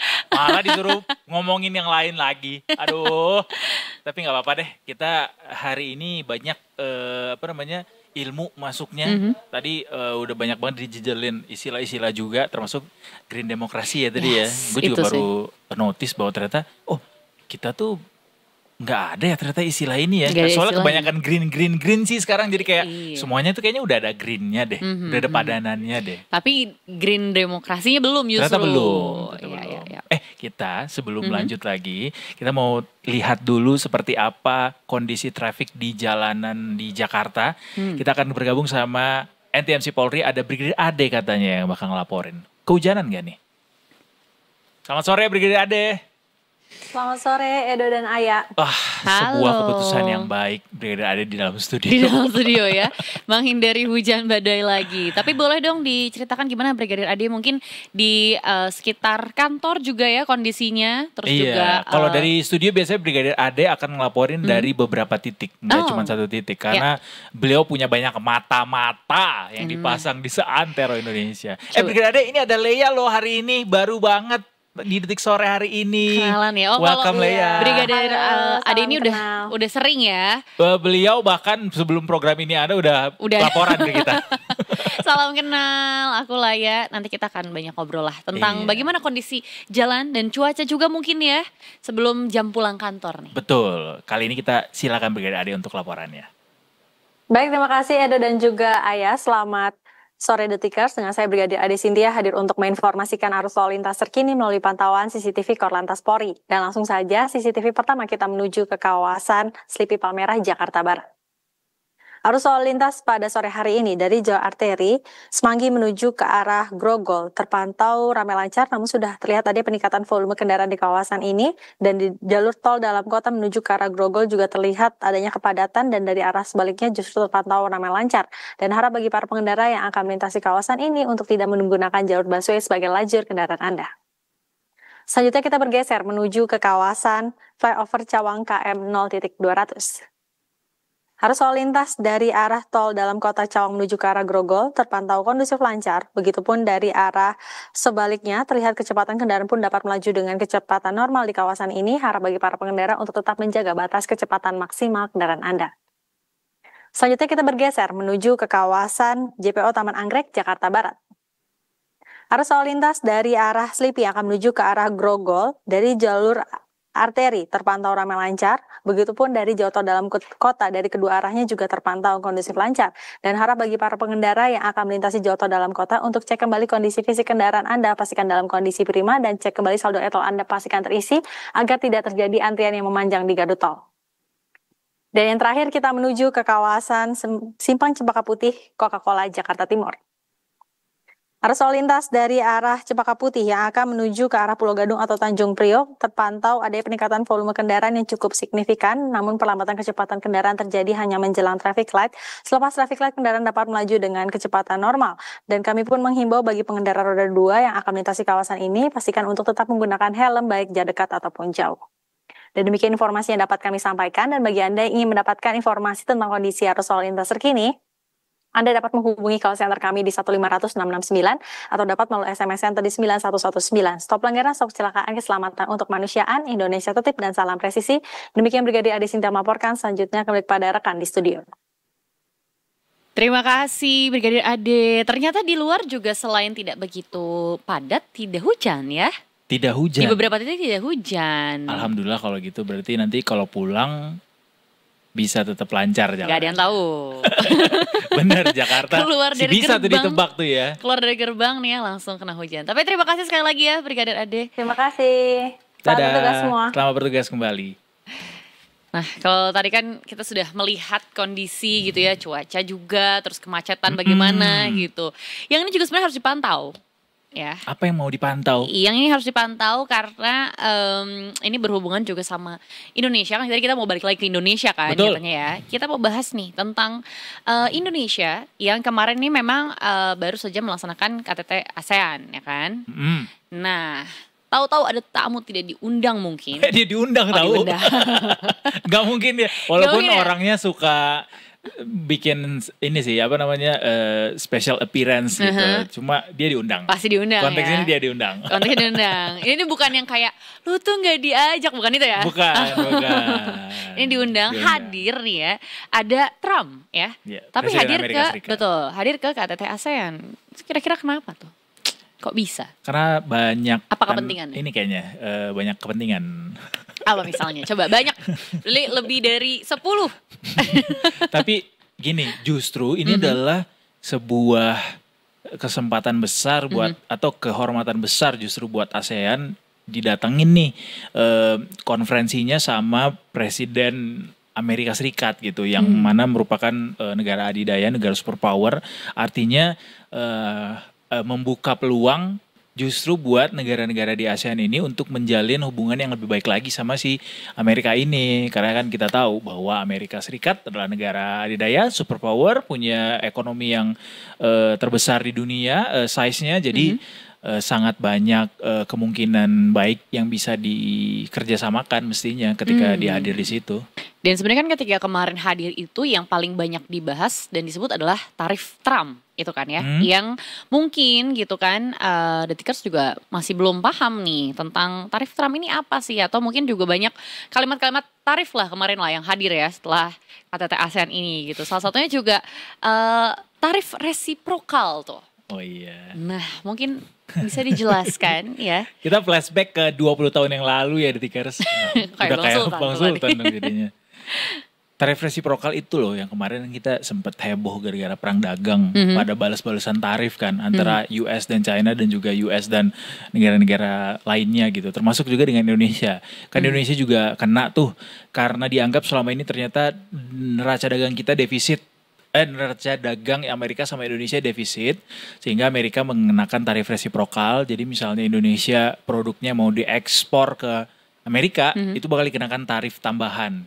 Sehingga jadinya harga ekspornya akan jadi lebih mahal gitu. Which is sebenarnya akan membuat produk mereka jadinya lebih mahal juga ketika udah nyampe ke sana. Tapi itu bagian dari upaya Amerika untuk bisa menaikkan daya tawar mereka sebagai negara yang punya size ekonomi paling besar di dunia gitu. Nah, dalam waktu berkembang ini kan udah ada negosiasi dan segala macam sampai akhirnya kemarin tuh kita dapat tarifnya 19% dari yang tadinya harusnya 32%. 35. 30 apa 35 ya? 35%. 35 ya. Nah, sebagai Ibu Menteri Perdagangan ya. Iya, sekitar itulah. Pokoknya turun jadi 19%. Terus di negara-negara lainnya juga pada kena tuh dengan tarif yang mirip-mirip, ada 19, ada 18, ada 20. Nah, itu kan sebenarnya udah berjalan. Kemudian dalam seiring berjalannya waktu, negosiasi itu masih terus berlangsung sepertinya, seperti apa yang dikatakan sama Menko Perekonomian Airlangga Hartarto juga, bahwa ini kita juga masih terus melakukan negosiasi untuk bisa mendapatkan tarif yang lebih baik lagi gitu. Mungkin juga untuk beberapa komoditas sepertinya. Sampai akhirnya yang terbaru adalah ketika Trump di KTT ASEAN yang di Kuala Lumpur, itu dia menandatangani perjanjian sama beberapa negara untuk mereka tuh dapat bebas tarif justru untuk sejumlah komoditas. Oh, jadi malah dapat masuknya keuntungan sih sebenarnya kalau dapat bebas tarif gitu ya. Ntar gue cari dulu beritanya bahwa dia menyampaikan ini di KTT ASEAN. Itu dia kasih tarif 0% untuk beberapa barang dari Malaysia, Kamboja, sama Thailand sebenarnya. Nah, tarif-tarif barang-barang ini diantaranya adalah disampaikan yang dapat pembebasan tarif untuk peralatan kedirgantaraan dan produk farmasi serta komoditas seperti minyak sawit, kakao, dan karet. Jadi itu buat Malaysia. Jadi Malaysia kalau mau ngirim peralatan kedirgantaraan kayak produk dirgantara, termasuk juga produk farmasi dan komoditas minyak sawit, kakao, karet, kalau diekspor ke Amerika, mereka dapat tarif 0% untuk bebas bea masuk gitu. Sementara ternyata ini nggak cuma Malaysia doang atau mungkin Kamboja dan juga Thailand yang dapat kebebasan tarif ya. Ini gitu untuk sejumlah komoditas. Indonesia juga katanya dapat. Ini disampaikan sama Pak Airlangga Hartarto, Menko Perekonomian kita, bahwa negosiasi memang masih terus telah berlanjut setelah sempat terhenti gara-gara shutdown kemarin pemerintahan US. Kemudian ternyata disampaikan pemerintah Indonesia tengah memfinalisasi kesepakatan prinsip atau principal agreement untuk kerjasama itu yang sudah disetujui sama kedua kepala negara baik Indonesia dan juga Amerika. Jadi katanya dapat nih dalam negosiasi tarif ini beberapa komoditas unggulan Indonesia itu dapat pembebasan tarif bea masuk 0% sama kayak Malaysia berarti. Kalau Malaysia dapatnya produk dirgantara, farmasi, minyak sawit, kakao, dan karet. Kalau Indonesia dapatnya kelapa sawit, kakao, coklat. Katanya mereka kasih tarif 0%. Itu yang 0%. Nah mungkin kalau ngomongin tarifnya jadi 0% ya itu sebuah keuntungan nih. Tapi kalau kita geser dikit ke tarif resiprokal yang tadi ya, kan itu kan turun nih dari 35% jadi sekarang 19%. Tapi katanya dia yang bilang kalau ini sebenarnya bukan kemenangan diplomasi, tapi malah ini kita karena dapat tekanan gitu. Jadi kayak ini malah kayak bentuk tekanan ekonominya Amerika Serikat nih. Tapi menurut Anda bagaimana melihat posisi tawar-menawar Indonesia dan Amerika juga dalam kesepakatan ini? Pastilah ya ada harga yang harus dibayar gitu. Kita dapat itu. Nggak mungkin Trump tiba-tiba kayak baik hati dan memberikan pembebasan tarif setelah sebelumnya sempat menebar ancaman dengan memberikan sejumlah tarif kepada sejumlah komoditas Indonesia gitu. Tapi dia pada akhirnya memberikan itu pasti juga ada maksud juga gitu. Bisa jadi ada hal-hal lain yang pada akhirnya di adjust buat bisa komoditas kita ini masuk ke sana dengan bebas tarif gitu. Anyway, komoditas yang masuk ke sana bebas tarif itu memang menguntungkan mereka juga pada akhirnya karena komoditas-komoditas ini kan tidak bisa diproduksi di US. Jadi mereka memang butuh produk ini gitu loh untuk mendukung ekonomi mereka sehingga apa ya, ini tidak seperti menjadi barang mewah gitu sebenarnya buat Indonesia, karena bisa jadi ada ketentuan-ketentuan lain di balik itu yang harus kita tanggung juga. Cuma memang sampai saat ini belum ketahuan seperti apa ininya, apa namanya, konsekuensi atau feedback setelah adanya kesepakatan baru ini. Belum. Okay. Aku tidak mau berspekulasi. Tidak mau berspekulasi. Kita tunggu aja mungkin ya, lebih tepatnya ya. Nanti ada info apa lagi nih. Tapi yang terakhir deh nih, nasib Indonesia soal negosiasi tarif Trump ini. Karena kan sebenarnya Bapak Presiden Prabowo ini kan dibilang cukup dekat lah ya. Punya kedekatan tersendiri gitu beliau dengan dekat Trump. sama banyak kepala negara. Iya, kayaknya. Teman baru. Oh, sama Trump dibilang teman baru katanya. Jadi kayak mungkin kalau lagi WhatsApp-WhatsAppan juga best. Kayaknya ya. Kan Presiden Trump nih sangat eksklusif gitu. Bahwa nggak sering tuh orang-orang bisa dekat sama dia gitu. Ketika dibilang teman baru ya, sebelumnya udah teman juga. Cuma kayak dibilang teman baru tuh kayak ada kedekatan baru juga. Tapi we know, kita bukan orang baru kan memahami politik. Diksi dan juga gesture dan segala macam ya, bisa jadi itu bagian dari upaya Amerika juga buat mendapatkan keuntungan lain gitu dari Indonesia. Tapi mudah-mudahan kita percayakan sama timnya Pak Prabowo ini ya, apa namanya, komponen-komponen non tarif yang sebelumnya bagian dari negosiasi ke Amerika tuh tidak ada yang pada akhirnya membuat kita jadinya justru kehilangan posisi tawar gitu. Karena kita ini negara besar. Kita tidak boleh kalah sama antek-antek asing. Karena kan mungkin sebenarnya yang sering ditakutkan sama Indonesia kan ya ada udang di balik batu ini kan. Nah, tapi kalau positifnya deh, kita kan dari tadi ngeliatnya khawatirnya kalau misalnya ternyata ada penurunan dan lain-lain. Positifnya kira-kira apa efek positif bagi Indonesia atas sejauh kedekatan ini? Efek positif kalau misalnya memang kita diberikan tarif 0% gitu ya, sejauh ini positif. Untuk produk-produk tadi juga kan banyak masyarakat kita yang bergantung gitu kepada komoditas itu untuk menjadi sumber ekonomi mereka. Jadi ya it's positif ketika kita dapat tarif yang lebih murah lagi gitu dari mereka. Tapi pada akhirnya ada konsekuensi lain yang harus ditanggung. Kita masih coba pantau. Ya it's good. It's a good news kalau memang masih ada tambahan lagi untuk komoditas lainnya barangkali ya. Tapi kan juga perlu kita tahu juga saat ini kita juga membebaskan semua produk-produk Amerika masuk ke Indonesia, bebas tarif gara-gara kesepakatan dagang kemarin. Jadi apa ya? Mudah-mudahan bisa inilah ya, bisa dapat tawaran sebaik-baiknya, apapun pada akhirnya yang mereka tawarin ke kita tuh bisa tetap mempertimbangkan seperti apa dampaknya buat ekonomi dalam negeri gitu. Amin. Semoga pokoknya lebih banyak lagi ya efek positifnya gitu kan, dan juga kita tidak mendengar dan mendapatkan hal-hal yang negatif lah dari proses negosiasi ini ya, semoga ya. Semoga. Begitu. Semoga. Karena kalau misalnya bicara soal misalnya dampak ke tenaga kerja, kurs misalnya, atau apa investasi, terlalu dini kita untuk mengkalkulasi itu menurutku ya. Karena masih banyak hal lain juga yang jadi pertimbangan negosiasi di situ. Jadi let's see. Ini baru banget ininya apa namanya kesepakatannya, karena belum tahu apalagi berita-berita yang dibawa dari pertemuan dengan Donald Trump.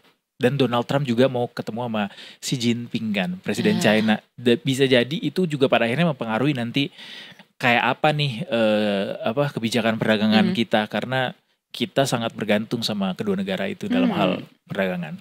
Menarik. Nanti kita tunggu aja ya informasi selanjutnya akan kayak gimana gitu ya. Ada berita apa lagi mengenai hal ini. Tapi setelah ini kita juga masih bakal bahas yang seru-seru di Sunset Talk ya. Ya. Masih akan ada sampai 5:30 Detikers. Betul. The last 30 minutes. Kita mau bahas apa habis ini, Sunset Talk? Bahas tentang ini komunitas makan. Seneng dong pasti makan. Komunitas makan bareng. Jadi kalau kamu yang mungkin makbar, kalau mau makan harus cari temen. Nah, Tenang aja, dibawain temannya di sini nanti ya. Oke, habis ini kita ketemu sama mereka Detikers. Don't go anywhere, tetap di Detik Sore. Cuma hore-hore.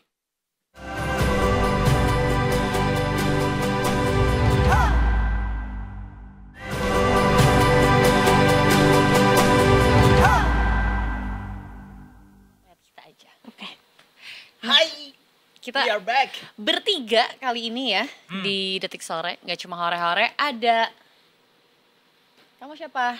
Aku Justin.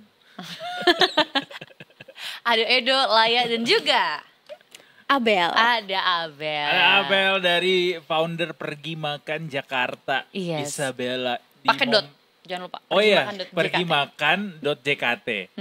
Enggak, sebenarnya pergi makan JKT aja. Oh nggak pakai dot.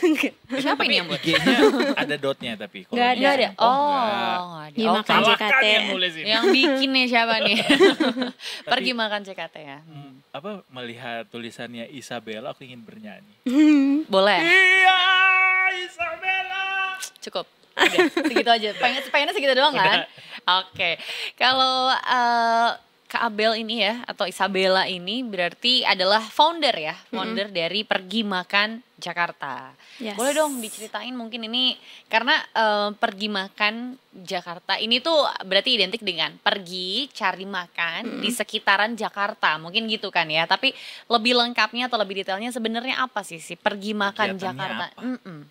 Oke, jadi Pergi Makan Jakarta itu adalah komunitas di mana kita bisa hunting kuliner sama strangers. Jadi yang ikutan di acara event Pergi Makan Jakarta tuh benar-benar sama sekali belum kenal gitu. Nah kalau kita pernah undang kan nyanyi bareng Jakarta itu juga sama strangers tuh tapi nyanyi. Nah kalau ini makan gitu. Makan. Ada ya orang kepikiran buat nyari strangers buat pergi makan bareng. Karena mungkin udah bosen sendirian. Iya kan? Aren't we all? Jadi mungkin kayak cari apa ya, suasana baru lah gitu kayak. Dan ini bener-bener, tapi boleh bawa teman yang kenal nggak?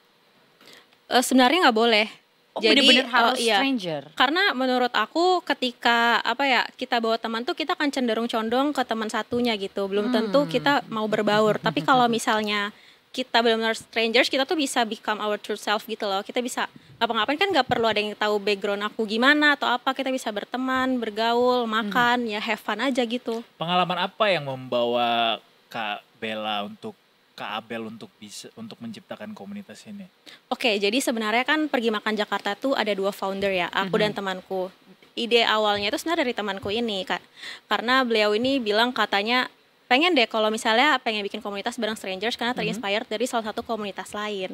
Nah cerita lucunya aku ketemu sama teman aku ini tuh di busway gitu loh. Tapi aku dan temanku yang founder ini dulu tuh kita bukan teman dekat yang selingkungan gitu. Kita memang cuman kenal, cuman tahu saling karena tahu waktu itu pacarku yang udah jadi suami sekarang dia tuh punya coffee shop kan. Nah temanku yang founder ini pada zaman dulu itu adalah customer gitu. Jadi kayak aku sempat ngundang komunitas-komunitas di zaman itu untuk ya udah meetingnya di coffee shop aku aja kayak gitu. Dan aku kenal beliau dari situ. Dan suatu saat tuh ketemu di busway gitu randomly dan kayak iya aku punya ide nih bikin ini. Terus aku pikir kayak sebenarnya menarik juga ya karena pada masa itu komunitas strangers tuh belum banyak dan kita startnya ya mulai aja dulu gitu tanpa kepikir selanjutnya nanti bakal ngelakuin apa, bakal kayak gimana, kita belum tahu tapi ya kita running dulu aja gitu. Berarti ketika mulai itu langsung cukup banyak tuh orang-orang yang yaudah ayo mau ikutan atau memang agak susah juga ternyata mencari stranger yang mau bergabung dengan orang-orang lainnya? Oke, di batch pertama tuh pasti kita tes marketnya itu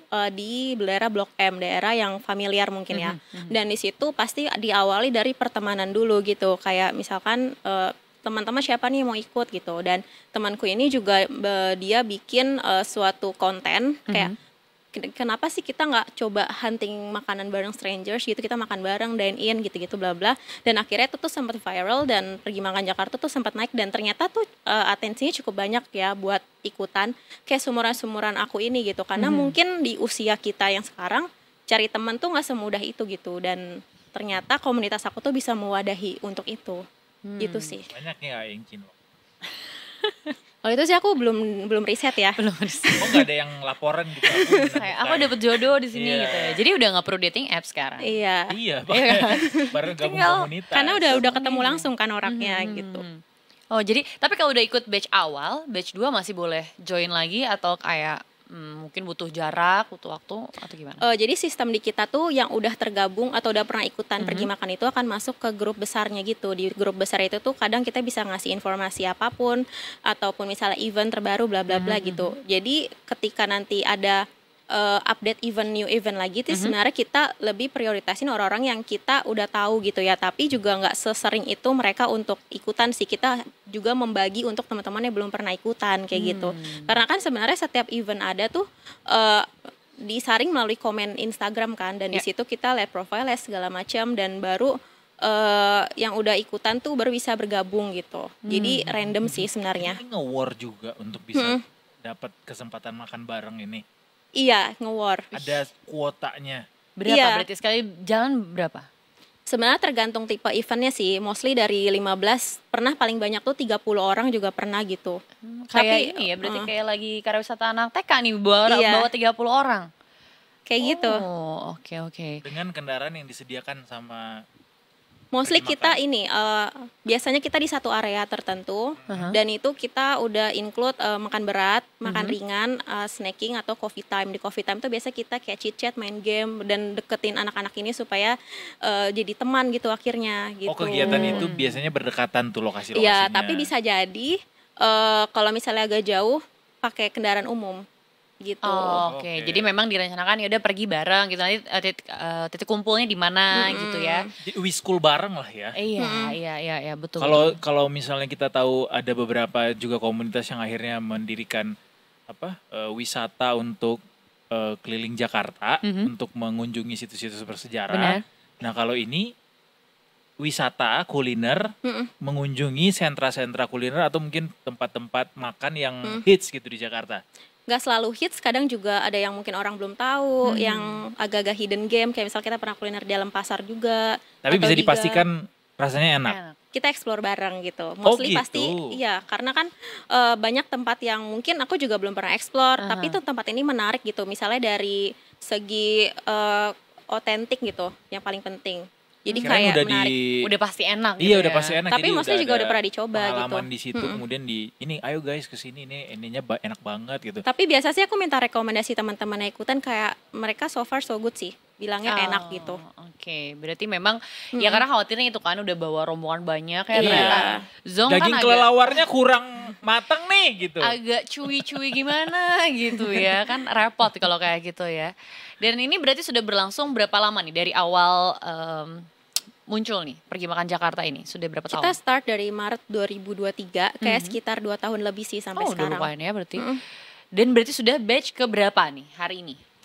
Sekitar 25-an, tapi kita kan juga banyak event sama brand ya yang gak terhitung di batch sih. Oh, berarti brand juga bisa tap in bisa. Gitu ya. Ini mungkin jadi ini kali ya. Juga. Jadi salah satu bentuk promo tempat makan juga sebenarnya berarti ya. Iya, kalau tempat makan mau didatengin gitu kan, bisa berarti gitu ya. Bisa. Brand juga bisa tap in produk, atau yang misalkan mereka pengen produknya tuh dipakai sama real people kan untuk bikin konten, itu juga bisa sih di Pergi Makan Jakarta. Udah pernah bikin event ini belum, Kak? Sahur atau buka puasa bareng strangers? Oh, kalau buka puasa pernah, tapi sahur gak pernah. Sahur belum ya. Bikin deh. Agak malam ya. Sahur seru tapi seru karena banyak tempat makan yang ternyata gue juga baru tahu kalau sahur tuh mereka memang buka. Iya, bukanya pas sahur ya. Dan enak banget. Nanti mungkin dicoba ya tahun depan. Betul. Pergi Makan bisa Jakarta. Tuh sahur on the road bareng strangers. Dan ini kan sebenarnya di di bio IG-nya Pergi Makan Jakarta nih ada culinary tour with strangers. Berarti nggak cuman makannya, tapi turnya ini berarti tadi selain ada games dan lain-lain, apakah memang ada kondisi yang kayak kalian jalan dari satu titik poin ke titik poin lainnya, atau ada apa lagi berarti kegiatan lainnya? Oke, biasanya pas kita datang kita pasti kenalan ya sama teman-teman lain. Aku tuh kalau di Pergi Makan Jakarta tuh lebih menitik beratkan pada experience dining with strangers-nya. Jadi di mana sebenarnya awalnya aku bikin ini tuh aku pengen orang-orang ikut Pergi Makan Jakarta tuh bisa menemukan networking baru, koneksi baru dari situ, dan makanya kita tekankan di networking-nya itu sih. Dan kayak selain playing game segala macam, supaya untuk mendekatkan mereka satu sama lain, mereka explore kuliner juga, terus bisa untuk informasi-informasi mengenai lokasi atau apa, mungkin ketika itu bersejarah kita bakal share, tapi mostly kita menitik beratkan untuk sharing itu dari ownernya langsung gitu yang bercerita gitu, kayak tentang restorannya gimana, bla bla bla gitu. Cuman emang aku pengen ngasih perspektif bahwa kalau misalnya ketemu strangers tuh tidak semenyeramkan itu gitu. Bisa jadi itu adalah fun things yang mungkin bisa dialamin ya sekali itu aja gitu, dan bisa nemu networking baru, teman baru, segala macam sih. Jadi menariknya sih aku nitik beratin ke dining experience with strangers-nya itu. Biasanya kegiatannya ngapain aja sih Kak? Misalnya Makan. ketemu, katakanlah kumpul nih di meeting point, habis itu udah inilah ya chit chat, bonding satu sama lain, terus habis itu ngapain? Pergi ke tempat makannya? Iya, makan. Terus juga kita kadang bisa ngebicarain mengenai makanannya worth it apa enggak, enak apa enggak gitu. Terus juga kayak mereka kan mungkin akan berteman dengan sebelahnya atau ngobrol segala macam gitu-gitu sih. Sometimes juga kita kadang ngasih discussion, kayak kita ngasih game play card gitu. Nanti ada questionnya, nanti mereka bisa kasih perspektif about that after see the question on the cardnya. Habis itu juga kadang playing games yang paling seru sih, kayak mungkin games-games anak kecil gitu ya, tapi mereka jadi iya pasti harus ada ya untuk bondingnya sih ya, karena kan kenal juga. Iya, kadang juga pernah dikasih challenge kayak foto bareng pedagang pasar yang paling banyak yang menang, itu sih yang menarik. Jadi kayak tiap itu tuh beda-beda sih, tergantung tema dan lokasinya. Tergantung tema dan lokasi. Tapi pernah nggak ada kejadian kayak ini kan stranger nih, kita nggak tahu. Aku yang daftar atau Edo yang daftar juga nggak pernah tahu nanti siapa di batch itu gitu. Pas datang ternyata ada yang ketemu sama musuhnya terus berantem di situ. Atau kayak kurang menyenangkan gitu dia ada di situ gitu. Lah Pak, atau nggak mungkin ketemu mantannya ternyata di situ. Itu sepertinya nasib mujur ya.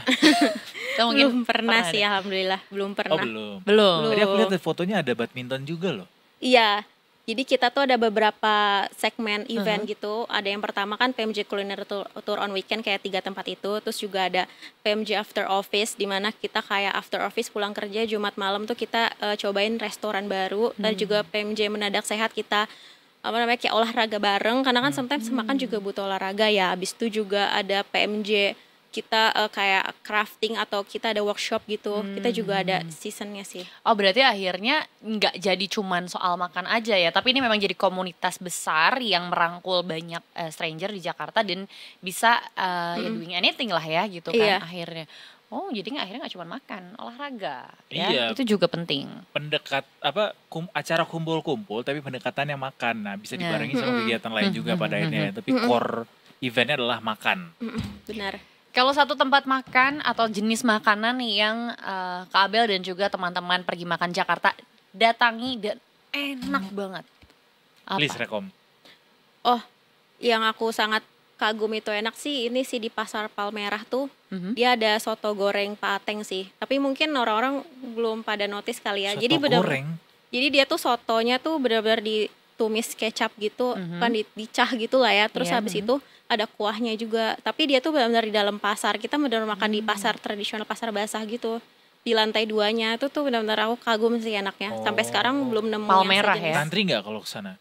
Enggak sih, karena jarang yang makan di situ sebenarnya. Oh gitu, tapi enak. Itu kategorinya hidden gem nih ya. Iya. Pokoknya kalau agak nyelip-nyelip itu hidden gem. Iya, kayak misalnya kayak di Pasar Santa tuh ada juga yang aki-aki yang jualan puding. Puding sama ini sandwich. Iya, yang cuman berapa ini doang kan, berapa packs doang keluar. Iya, betul. Bahkan dia bikin. Tapi sekarang udah bikin stick dia di rumahnya. Iya, betul. Di rumahnya itu ya. Tapi masih jualan nggak di Pasar Santanya? Aku belum tahu sih update-nya. Tapi aku melihatnya dia yang di stick di rumahnya full terus. Iya, bahkan udah sampai booking bulan depan, 2-3 bulan ke depan gitu. Seru sih, tapi memang ya menemukan hal-hal yang kayak gitu. Walaupun gue pribadi sih kadang agak tidak suka dengan sesuatu yang terlalu viral dan harus mengantri. Sama, ya kan? Sama. Kayak nunggu online aja. Itu lebih ke pemalas ya, kalau nunggu online ya. Tapi kalau ini yang paling favorit gitu dari pengalaman sejauh ini, yang respons dari anak-anak yang datang tuh luar biasa gitu. Apa event yang mana dan juga makanannya apa? Oh, kalau itu aku nggak riset sih. Cuman kalau misalnya yang menurut aku berkesan, waktu itu kita pernah collab sama satu brand. Biasanya kan kita cuma di satu tempat, tapi di hari itu kita bikin event treasure hunt gitu. Jadi kita kasih 3 lokasi, di mana nanti anak-anak yang dapat, dia dibagi dalam satu tim akan dapat clue. Kira-kira mereka akan kemana gitu. Misalnya kayak makan ini di daerah pecinan gitu. Jadi mereka harus menebak dan mereka ke sana gitu. Nah itu ketika dipecah-pecah gitu gimana nih? Selaku panitia deh. Berarti kan butuh orang lebih banyak ya kan? Takut ada yang hilang. Pengurusnya. Nggak pulang lagi gitu. Betul. Nah itu gimana berarti? Collab sama tim brandnya juga banyak orangnya. Terus juga aku juga rekrut volunteers beberapa untuk di pos-posnya itu sih. Jadi kayak jadi per satu titik itu udah ada 2 tim yang datang dan mereka akan playing games, yang menang siapa, dan yang menang tuh bakal dapat stempel, nanti yang stempel terbanyak tuh dapat hadiah jutaan gitu. Jadi kayak menarik banget sih itu benar-benar di luar ini. Ada jutaan rupiah. Wow, di mana kapan itu? Langsung ke sana.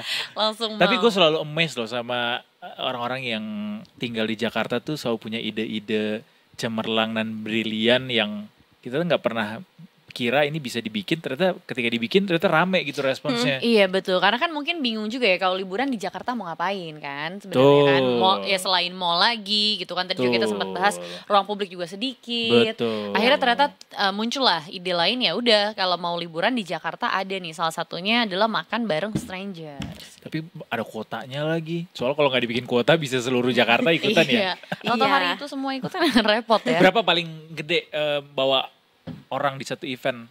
30-an sih, soalnya kan 30. kami cuma berdua ya nge-handle event ini gitu. Jadi kayak kita juga pasang badan berdua doang kan. Jadi kayak sebenarnya kenapa dibikin terbatas itu, semakin sedikit tuh sebenarnya semakin bagus supaya makin intimate gitu loh. Jadi ngobrolnya lebih enak juga, mereka juga bisa diskusi. Ya benar. Gitu sih. Oke, menarik banget sih. Berarti ini sudah 2 tahun ada di Jakarta, tapi ada rencana juga nggak, Abel, kayak expanding. Jadi pergi Bandung, makan bareng BDG Bandung gitu. Iya ya kan? BDG. Pergi makan NY New York. Wih, jauh ya. NYC gitu. Atau mungkin gimana? Mau emang di Jakarta aja, atau yang di Jakarta dibawa jalan-jalan ke kota lain? Ya sebenarnya itu sih yang kedua sih, lebih possible-nya. Pengennya sih waktu itu ajakin anak-anak PMJ ataupun strangers yang belum rekrut PMJ ke Cirebon sebenarnya. Cuma itu belum kesampaian sampai sekarang karena kesibukan. Selama ini berarti masih di Jakarta aja ya? Masih. Jakartanya banget keluar kota gitu. Jakarta aja apa Jakarta mepet sampai ke Bekasi juga kena? Kita Bogor. pernah bikin ke Depok, terus 1 November ini kita ada event ke Bogor sih Sabtu ini. Oh iya, yang di rumah Ayu Ting Ting itu kan? Bukan. Emang Depok semuanya rumah Ayu Ting Ting. Sama Ayah Ojak dong dia. Ayah Ojak. Dimasukin memang langsung. Dia kan ada catering. Usaha kuliner juga kan? Iya, ada. Oh iya, ada catering. Ada. Kok lu tau banget sih? Ya gitu. Tadi WhatsApp gue. Iya. Gitu. Ini dong pertanyaan untuk tiap makanan, kayak nasi goreng terenak di Jakarta yang pernah dicoba.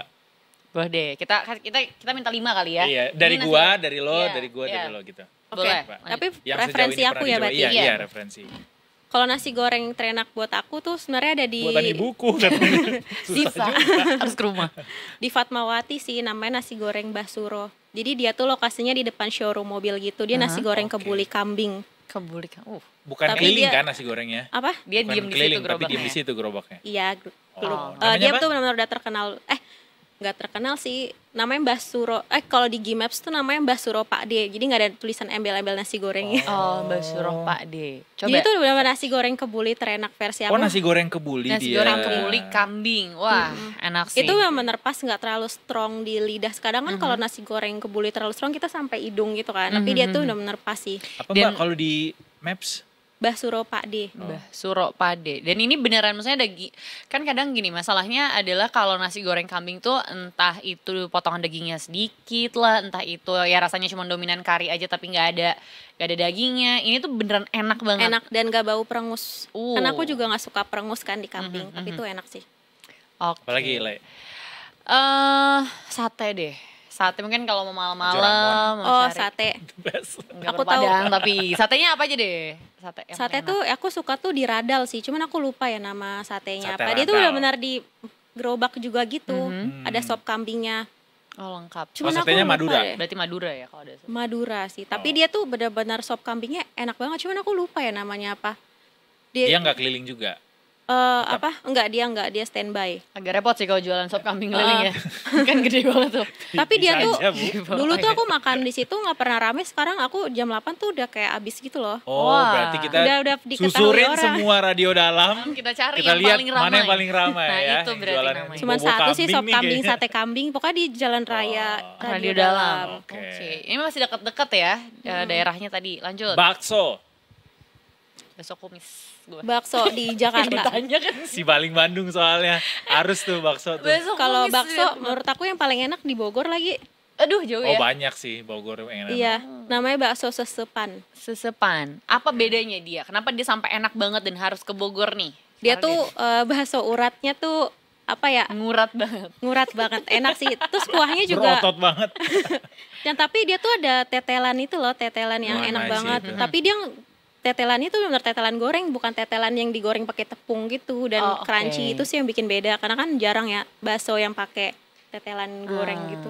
Tuh ada pertanyaan tuh Kak, seblak yang paling enak. Seblaks ya. Duh, gua nggak Aduh, suka aku lagi nggak seblak. suka seblak. Sama Aku lah. juga nggak Masa perlu. lo gak suka seblak? Enggak. Ted? Maksudnya Ece-ece. nggak, walaupun gue dari Bandung ya, tapi karena sekarang tuh seblak tuh jatuhnya jadi cuman pedas dan merusak lambung aja. Karena nggak gitu teori makan seblak tuh. Iya, ya harusnya yang Cikurnya justru yang yang harus ini kan kenceng. yang Oh, yang iya, basah benar. itu kan. Iya. Tapi aku suka masak pakai kencur, tapi untuk seblak aku kayaknya belum nemu deh. Belum nemu karena mungkin Iya. isinya kan kerupuk Iya. doang Tuh, kan kayak gitu. terlalu banyak karbonya. Iya. Karbo loading gak mau lari tuh. Iya seblak. betul. Ya udah Oke, deh. satu lagi deh. Satu lagi dari deh. Lea. Sarapan deh, sarapan paling enak. Terserah bebas sarapannya apa, tapi memang ini dia buka hanya pagi aja.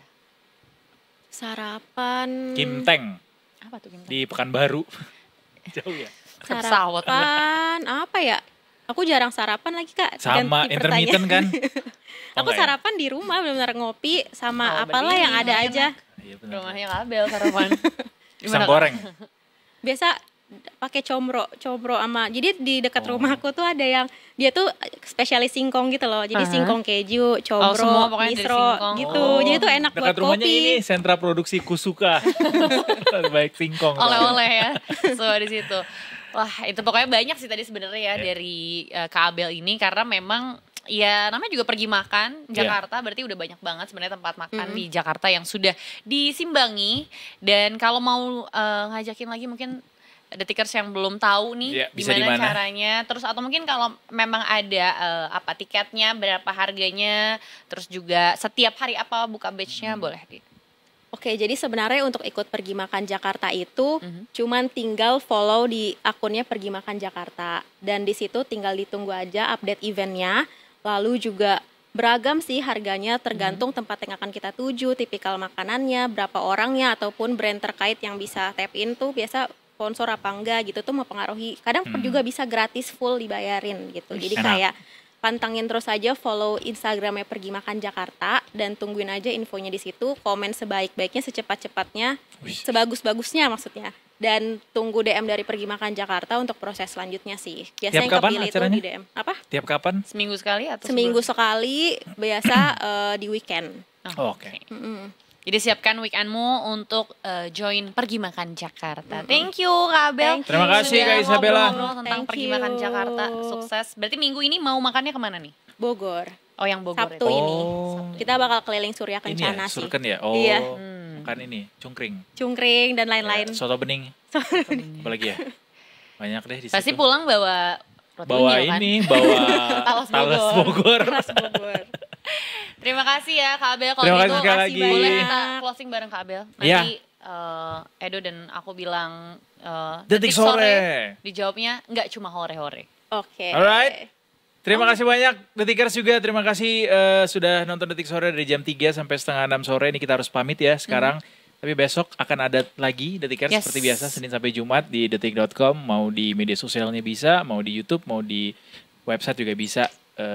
Jam 3 sampai setengah 6 sore. Oke, Eduardo Simorangkir pamit. Laya Lianero sama juga pamit. Dan seluruh kru yang bertugas hari ini juga pamit. Ketemu lagi besok tentunya cuma di Detik Sore. Gak cuma hore-hore.